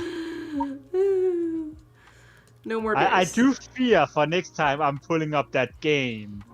What is gonna happen? I do know that somewhere in the game there is hiding a sexy bee costume. A sexy bee costume? Is it a bear? Is it a bear inside of a sexy bee costume? No, it's a demon inside the. But I do not know where it is. I have not found it, but I'm looking forward to find it. I know which route I need to take to like could be lucky to find it, but because there is like 144 different outcomes, then it can take some time for me to find it. But I'm just waiting to find it. I'm waiting to find it. You'll get it. But I do believe out through, like, I know I'm playing Superland right now, and I've only completed 1/3 of the game, hardly. I do hope I'm gonna finish that up before we hit February, because in February I want to play. I have some other love stories that I want to like explore and play out, and I want to focus February on love. That's a good idea. Like, to be honest, I'm starting February off by baking. Like, when I hit February 1st, midnight, I'm having a 12-hour stream where I'm gonna bake cake, buns, and waffles. Mm-hmm. Like, 12 hours of baking. I want waffles. Waffle will be one of the last thing I'm gonna make because that will be my breakfast. Okay. One of the first thing I'm gonna make is like I'm gonna make a dough for like the buns that I'm gonna bake, and then while the dough is gonna stand and resting, I'm gonna bake cake, and then when I finish up the cake, I'm gonna return to the buns, and then when I've made the buns, I'm gonna make waffles. And then I need to figure out what to do if I have leftover time. Hello. Hi, Hannah. I hear her, but I do not see her. But hello, anyways. I am in the shadows with the dogs. How's it going, This Hannah? secret adventure, hiding in the shadows and making ready to take care of everything that is not behaving. Right. Yeah, we have a wet door now, so. We have a wet door, and we're trying not to have wet dog kills. Oh, Bitcoin, you want to say hi to the dogs? You want to say hi to the dogs? Hi, Bitcoin. Oh. Hi. Hi, Bitcoin. Hi, Bitcoin. Aww. I'd love to underbite. Yep. He's quiet today. Yeah, I think he's feeling a little sick today. Aww. Yeah, but I think he's fine. Overall, he's fine. He's just, ate something yesterday. He eats things. I just don't even know he eats, Yep. I know that very well. Doors. Does he eat doors? No, he never ate a door. No. Yeah. Ours have eaten doors and granite coasters and stucco stairs and stucco, like, drywall and 16 pounds of chicken legs. When they ate the whole pot of ramen with the beef ribs and chicken bones and all that they ate. Thankfully, they had been boiling for 16 hours, so they were probably like Jell-O. But the worst thing that happened to Maya, she looked like she had a really bad stomach ache and didn't feel very good. But Yeah, because it's like a lot of iron. It's a lot of iron in all of the marrow and everything. It's, too much. They get like a toxicity to it. That and the fact that she ate 16 pounds of it in one sitting. Yeah, it's a lot. Yeah, it's a lot of stuff throwing their gut off. Yeah. Bitcoin's done it. He ate one beef bone one time, and it just got him so sick. Like, I was really feeling bad for him. Aw. Oh, well, I guess one bone would be like 10 for these. Yeah. He's a small guy. Yeah.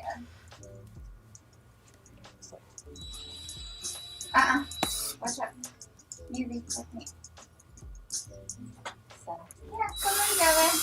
But as of Saturday, we'll be in. So, and tomorrow's my last day. Yeah. Cool. And I got my vaccine today. So, hopefully that will make life a little simpler. You got your bed clean? My vaccine. Oh, your vaccine. Okay, yeah, good. Congrats. Thanks. I think. Yay! Healthcare test subjects. But. Yeah. Theoretically, I talked to my dad, and his doctors actually think he can get it. So I'm kind of shocked. I wasn't expecting him just to be able to get it, but. Why wouldn't he be able to? He's just so high risk with his heart issues. Yeah. And diabetes and heart issues. So we didn't think he would be able to, but they think that he can. So we shall see. Kind of optimistic about that, but we shall see. So far, everybody says the first one goes really well, and the people who have had the second one are not the happiest campers at the moment, but we shall see. Like, what are the, what's the feedback? First vaccine, sore arm. I had a sore arm for like half an hour, and that was it. And then it'll probably feel like I had a flu shot tomorrow.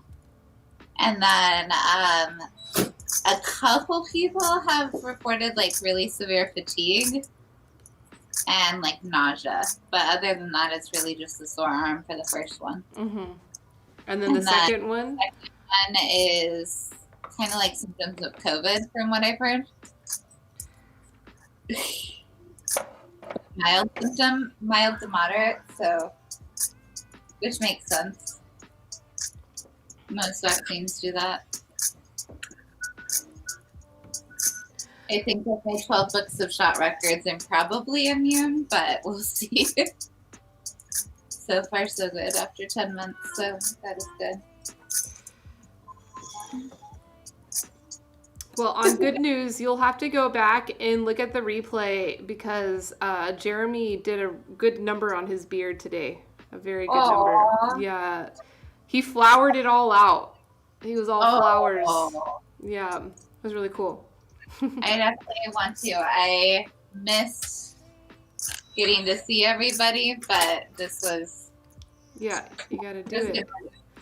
You gotta do what you gotta do. Yay! But it's good.